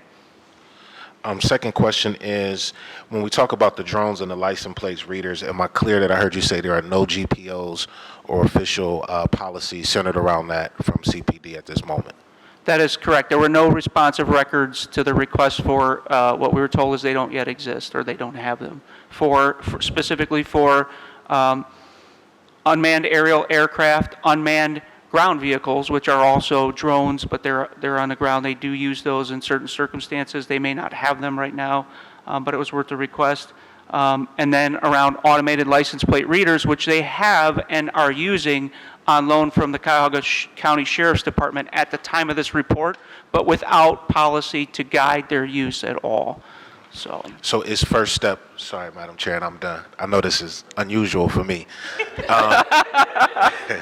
So with that being said, is it, when you say the city is moving forward on this particular policy, what is the steps when you talk about moving forward? Is it the recommendation of the previous CPC, or is it GPOs first and then putting this out? What does that process look like? The request is moving forward. I don't have any confirmation that they are working on a policy, that they have a plan to design policies or any of these things yet. So there has been no formal reply to the specific things in this report or the specific recommendations in this report from the city. And that's why, as we form our committees, this is an example of how you could pick up right where other people have worked off and carry that work forward to make sure that what was recommended actually comes true. Did you have a question? Oh, Commissioner Garrett Ferguson. Can you share the copy of the GPO for the shot spotters with us? And then I know you said that they are in the process of purchasing, and then you said for the automatic license plate readers, they have already begun using those, but they are not already using the drones. Is that correct? So they are purchasing more drones. The city does have some drones, and they may have used other drones on loan in the past. So it's not the first time that the city is obtaining drones. But at the time that we had this work group together, they did not have a policy to guide them for either the drones or the automated license plate readers, which they were also using at the time. So, and yes, I will provide, it just came, so on that spreadsheet that you have, they will go into a shared drive that everyone can see, and it'll list on the tracker spreadsheet the link to where it exists in our shared drive. So if you just give me a moment, I will get that out to you. It's only been like a day or two since I received it, and I just haven't had a moment to update where it is and update everyone that we have it, and here's the situation. I don't know if they've shared this information or if you can get it, but is there any geographical data that they have sent out to show what communities, what areas in the city that they are utilizing? Do we have any of that information? So what we know about the automated license plate readers are they're mobile, but we don't have the specific, we haven't made a request for where they've been deployed at this point. So no, they're also they can be vehicle mounted or similar to the stationary units that you see that will display your vehicle speed that you can move around certain cities to like as a speed mitigation thing. They can move cameras, APLs to different locations as mobile units as well. So I don't know the specifics of the ones they're planning on procuring, whether they'll be vehicle mounted, which means a patrol car. You'll see patrol cars that look like kind of those Google recording cars that drive around. If you've ever seen Google Maps use those cars, they're just mounted with tons of strange looking cameras. If APLs are deployed on vehicles, that's typically what they look like. They'll have all kinds of tech on the front, top, and rear of the vehicle. So I don't know the specifics on the contract, the company that they're procuring them from, and what type they are, because they come in many different forms. Thank you. Thank you. So for the interest of time, we're going to move to the next committee report. We will hear the report of the Internal Training Committee given by co-chairs Garrett Ferguson and Commissioner Early. I think most of us were notified. Our next full all-day training is being moved to Saturday, June 3rd. It was originally planned to be scheduled for May 20th, but that is the day that we are having the trauma and youth policing event that we also encourage all of the community to come out to if you are able to. The conversation series have been great. We've had one that focused on Black women, one that focused on Black men, and now our next one is focusing on youth and the trauma with police. And so that is May 20th. We want to encourage you all, but our next training then is being moved to Saturday, June 3rd. That is all from our committee. Thank you. I'd also like to extend, on behalf of both of us, I didn't share this with you, Alana, but it makes sense. If you feel that you have not been fully trained in a particular area, or that we need more training in a particular area, if you could let us know so that we can set that up. I think the biggest benefit that we've had as a commission is the constant training that we've been having. And what I've learned from this process is that we will never stop learning. So any area that you feel that we need to revisit or visit more immediately, please let us know. Thank you. Thank you. We will hear the report of the budget and grants given by Chair John Adams. Thank you, Chair. So we are making progress on the Budget and Grants Committee.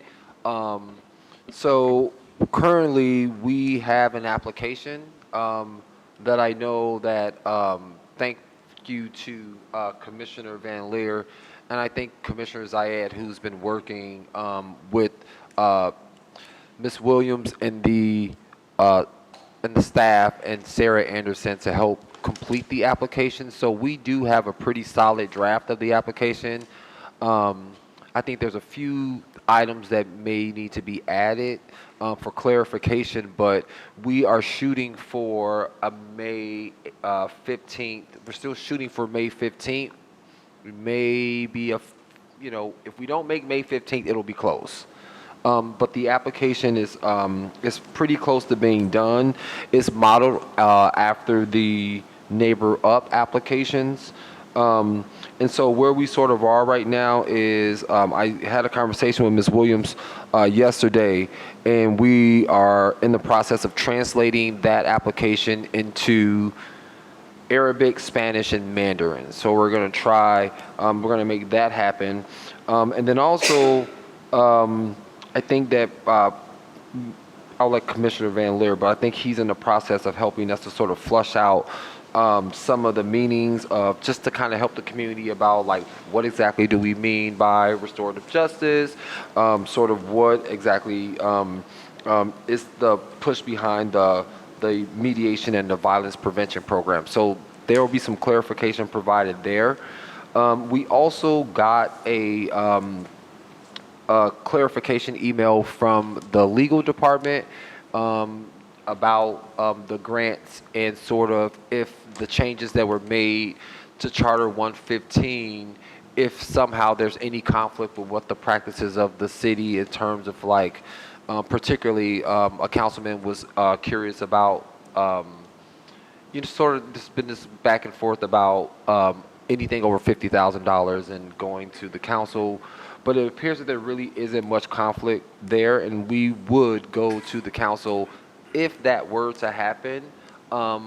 But right now, I think our goal is to, you know, as our first year, we kind of decided as a committee that it might be best to start a little smaller, kind of get the hang of things, and then maybe evaluate because this is going to be a tighter, shorter cycle, and it's our first time. So that shouldn't be an issue.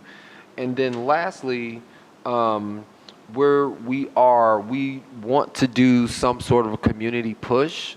So where we are in next steps for the committee is we have to decide on these informational sessions and sort of strategically pick where we want to have those sessions in the city. And what we're hoping is that we'll be able to maybe help guide some of the community people through the applications, or at least give them a lot of guidance to kind of support them, because, you know, we don't know who is going to apply. We want to make sure that community members have an opportunity to really get these grants to help the community. So we will be figuring out sort of like when, where, and sort of what the structure of those informational sessions will be, but we want to provide that support for the community. And then just lastly, the applications, like I said, they are supposed to open on May 15th. And then those applications will stay open till July 1st. And then we would like to review them and score them and vote on them by the 31st of August. And our goal is that by October 1st, all of the contracts and everything for the grants will be settled and signed. So that's sort of where we are with the process of the grants. And then I wanted to also share this committee report with Commissioner Van Leer, because he might have some things he wants to add. Thank you. Sure. Thank you, Commissioner Adams.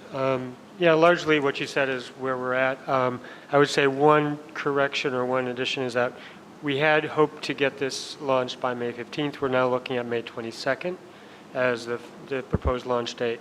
We just needed extra time to develop some of the literature and go through a little bit more of the process. But otherwise, I think largely we're done with the landing page and the grant application PDF version and evaluation sheets. Still finalizing work on the grant workshop so that the community has the opportunity, as you mentioned, and some other promotional materials, and as you also mentioned, the translation. So the only other addition I would say is that, you know, based on, you know, some of the community conversations in the work team, we looked at, you know, encouraging, you know, sort of looking at the grant requests ranging from $500 to $50,000, no more than $50,000, but adding some language, you know, that requests above $50,000 would be considered, but acknowledging that there could be a longer approval process based on the conversations we've had. So otherwise that's pretty much it. Thank you. Thank you for the report. We would now hear the Rules Committee given by Co-Chair Wong. Thank you. So we met and we were able to pass 2 more additional rules. The first rule is an amendment, and it regards 1.44 about our leadership. If the audience would like me to read the entire section, I can. If not, I will just read the sections that are just for the interest of time. Would anybody like to hear the entire section? No? Okay, great. So this section is about how we select our chair and what the chairs and co-chairs will do. The only change that we have are to their powers in acting as ex officio members of all committees. So I will read that section. It is preferred that committees described below are seated voluntarily. However, in order to ensure essential business of the Commission's mission is conducted, the co-chair shall appoint as necessary committees and ex officio be a member of all committees. Ex officio for co-chairs is defined in these rules as follows. Co-chairs have the right to attend and speak as if they are a committee member at all committee meetings, except meetings dealing with nominations or elections of co-chairs. Attendance is discretionary. Co-chairs cannot introduce motions or vote in committee meetings. And lastly, co-chairs do not count in the number for determining a quorum or whether a quorum is present at a committee meeting. So I now make a motion to adopt the amendments to section 1.4.4 of our bylaws.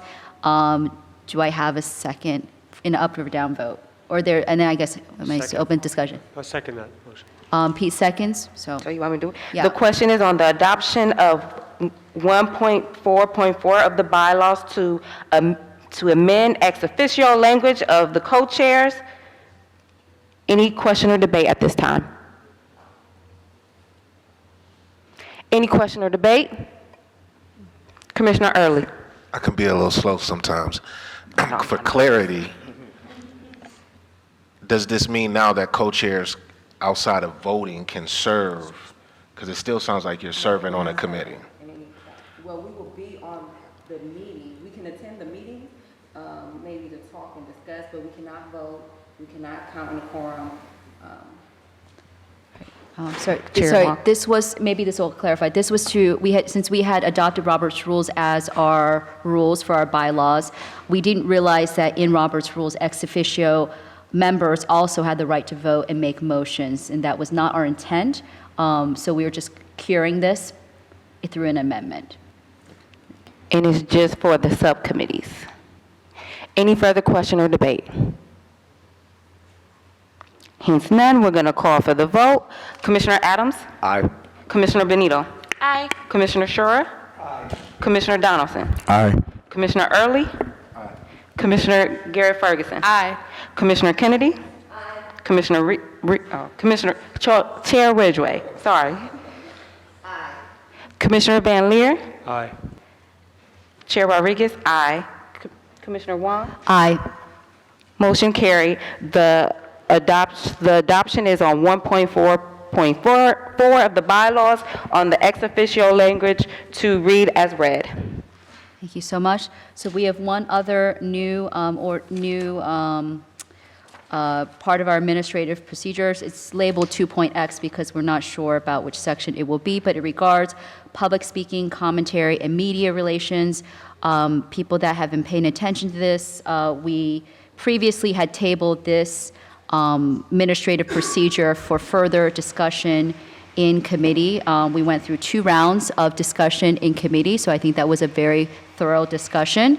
And we're now bringing back this new language. And I'm just going to read, if it's okay, the new language that was amended to this administrative procedure. The concern was whose signatures would be on what type of documents. So the language that has been added is all written statements and reports having been publicly discussed and voted upon by members of the commission as stipulated in the commission's bylaws shall be understood to represent the commission as a whole.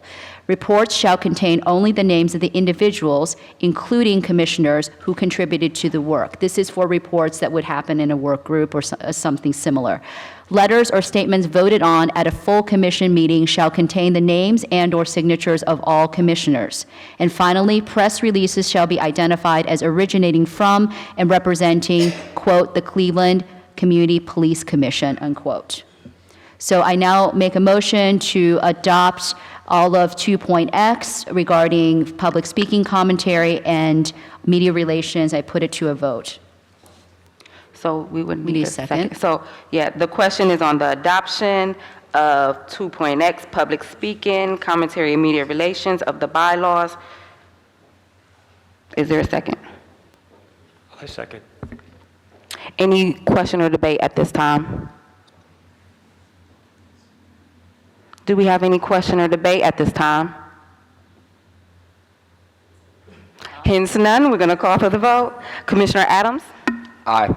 Commissioner Benito? Aye. Commissioner Schura? Aye. Commissioner Donaldson? Aye. Commissioner Early? Aye.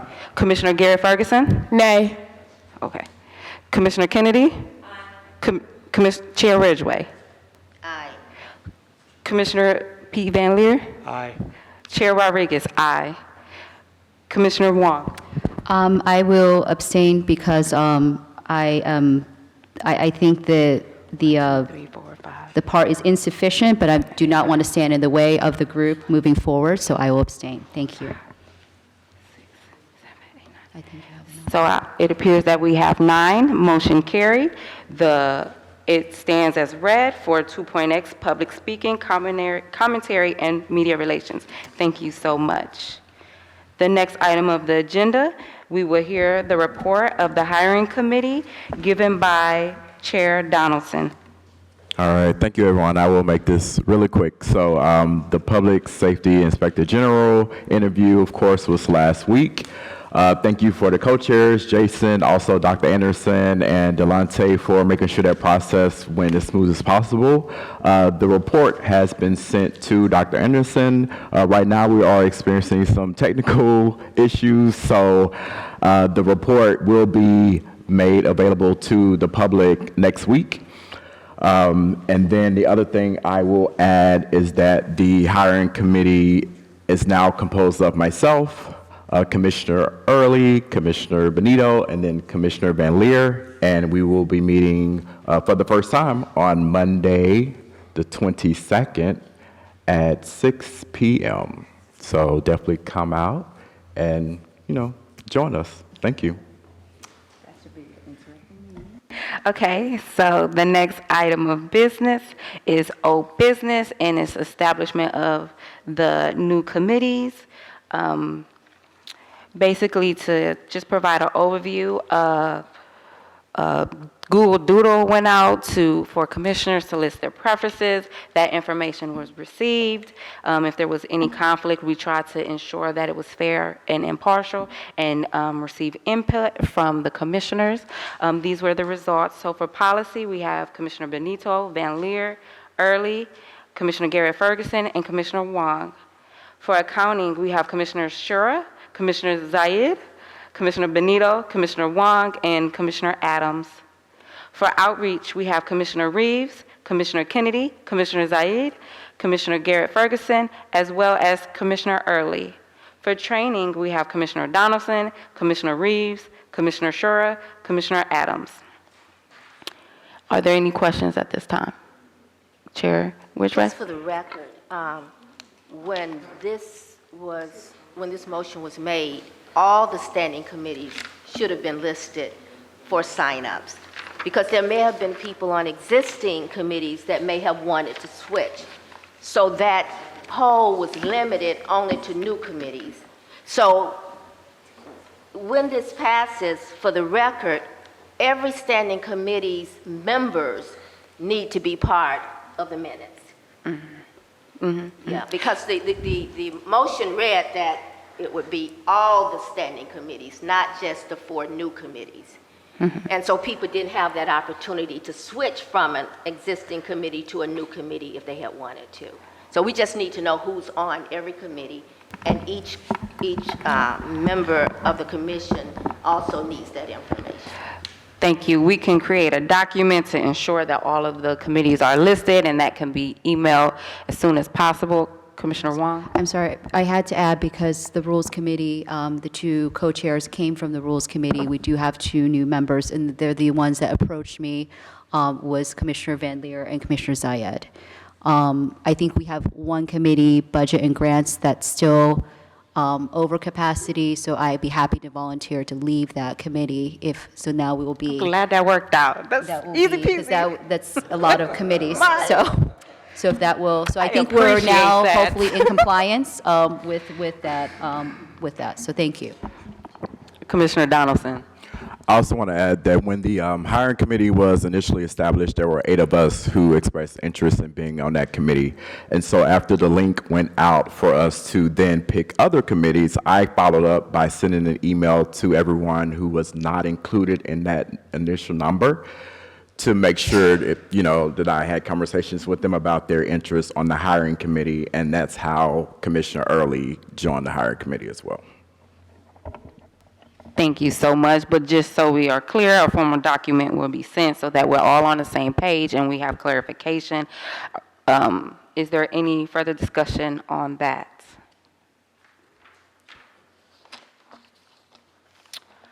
Hence none. Is there any further discussion? because I think that's the end. Any new business at this time? Oh, Commissioner Benito. Just so that we're all clear, with the previous committees that we've already been serving on, I guess generally, can maybe we clarify for the group what the process is if somebody were to want to leave a committee? I'm not asking for any particular reason, but just for clarity.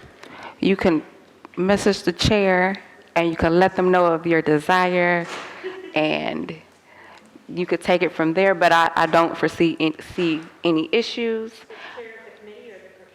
I will start with the chair, so they're aware, because as the co-chair, we do not want to overstep, and if there's any kind of conflict or concerns, normally that's what we go in, but hopefully the committees are self-running and self-governing, and we are here for support.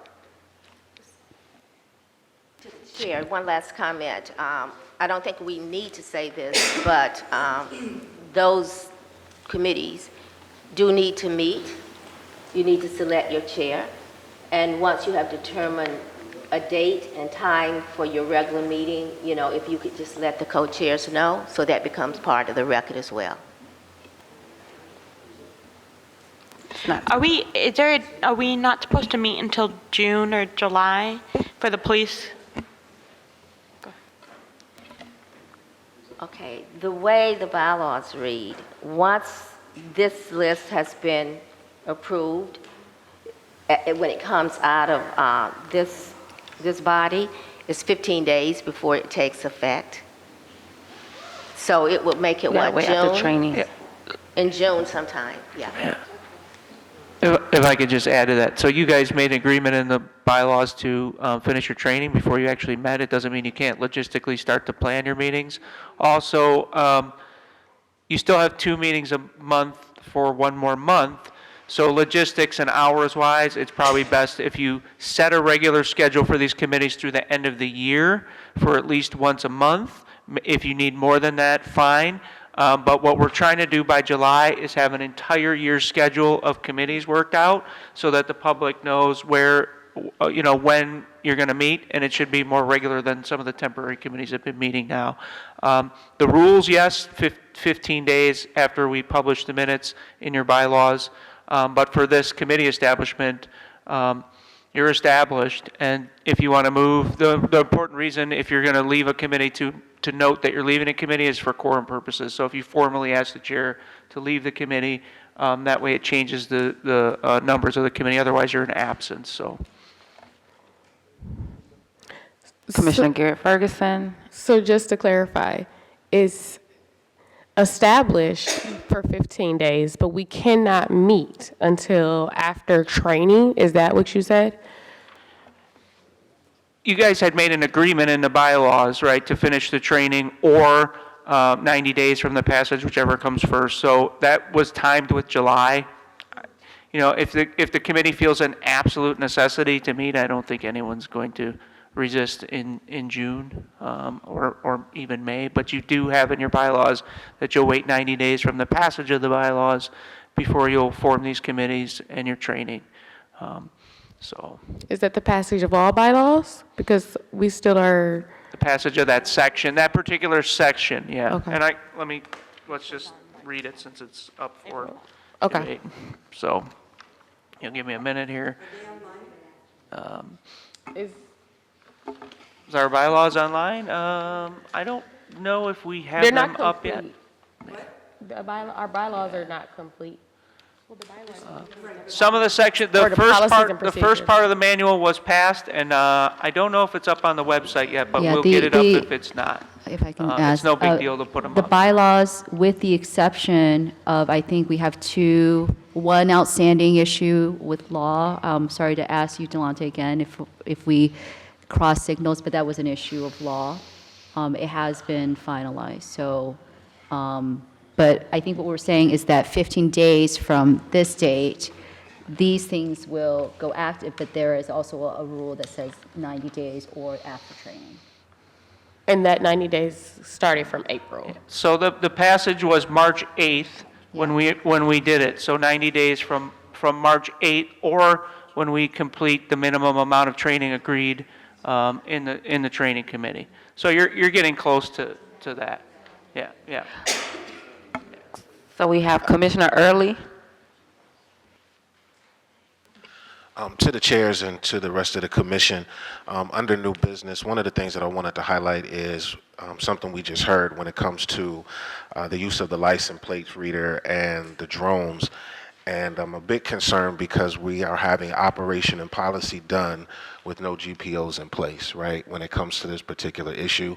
So I would ask for us as a commission to consider bringing the responsible parties to our commission so that we can get an understanding of how these particular things are operating with no policy or procedure in place. I think that the community deserves an answer on that, and we do as well.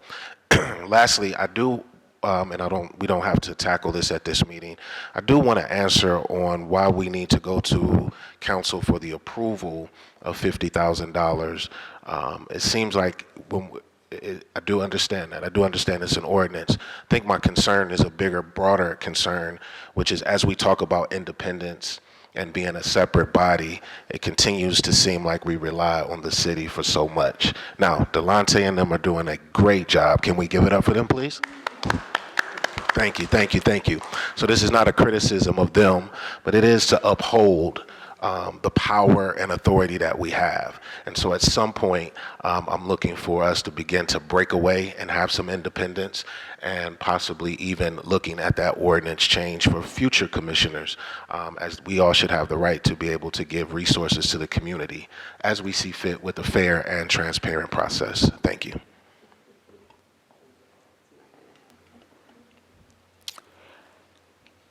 Any further new business? Commissioner Garrett Ferguson. So I just wanted to follow up with about some of the comments that our community member Rosie Palfy brought up about what has happened with some of our youth, in particular our Black girls, and kind of move forward with the commission doing more work to figure out what has happened with those complaints. Have they ever been referred to CPRB? But just bringing that up and acknowledging it, we know that that is a problem and that we would like to move to work further to figure out the best issues, especially seeing how we, on the 20th, is having an event centered around youth and trauma, but to make sure that we are highlighting this issue of how Black girls are being treated by CPD, because that seems to be a reoccurring problem, and that's something that's not always highlighted, as we most of the time are only talking about police shootings when we talk about police misconduct. So just wanting to bring that to the forefront, and that hopefully as we are establishing these new committees, that can be something that we are tackling in one of the committees. Commissioner Adams. To the chair, I just wanted to follow up with Commissioner Early. I mean, literally, it's just the law. And I mean, I think I've been fairly vocal about my concerns about making sure that we remain independent. So I share your concerns on that. I think at this point, you know, all of this is new. We sort of don't know how this is going to go. It may be a really great working relationship with the city council, but right now we're just kind of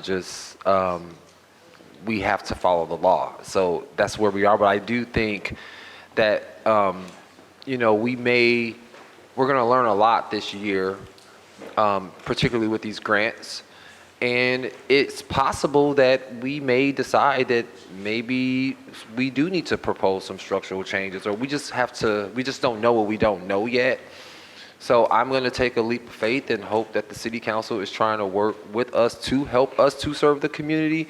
And I think that if it turns out that it's otherwise, and I think that there are some other, some other options that we might pursue, but I think it is important to try to act in good faith and then hope that it works out. And if it doesn't, then I think we just recalibrate and we just figure out what we're going to do to make sure we serve the community. Commissioner Wong. So I did serve in the Budget and Grants Committee. I did just want to say that, as we take this leap of faith, we can still make sure that the people in the community that have these great ideas can be taken care of. So I had suggested maybe we meet with whatever committee deals with this in City Council, get the criteria that they look at, to assess whether these 50,000 plus contracts can go through, so everyone is on the same page and we can share that information with our applicants so they can include that. And I do, want to suggest that there is like a double-edged sword with transparency. There are, having this in some ways, I can understand the concerns about our independence, but having it go in a public body is also good for transparency because the community sees the grants that has a lot of money, attached to it. 50,000 is quite a bit. It's more than most, I think, people make in a year in Cleveland. So we do want to be mindful that we have that transparency for the community too. Thank you. Just, I would say the final comment on this. We are not the only independent agency whose budget falls under city government. If you look at the 13, I think it's the 13th piece under the consent decree, our budget is a separate line item, but it's still under the city. I don't know where we think we're going to get money from if we don't work with the city. It doesn't limit our independence, and that was the question I had raised earlier about our concept of independence in terms of the collaboration or correlation that we have with other city departments or city agencies or the city executive branch or whatever. But it says that we have a separate line item, and having been sitting in the police review board, their budget is under the city. So we are not any different, and yet we're all independent. And I think the one thing that makes us independent more than anything else is that authority that has been granted in terms of our oversight with the police department. That more than anything else, I believe, is what makes us more independent than the previous commissions. But we're no different than anybody else when it comes to how our budget is in line with the city's budget. And I think that was part of our discussion when we went before the Public Safety Committee with Councilman Polensek a couple of weeks ago as well. Thank you so much. We are all learning how to navigate this and how to work with the various stakeholders as well as maintain our independence. I think this was very fruitful conversation, but it is 8:24, so I'm assuming no further questions. Thank you for attending and tuning in. May your light shine bright and you continue to find your path of resistance. The meeting is adjourned.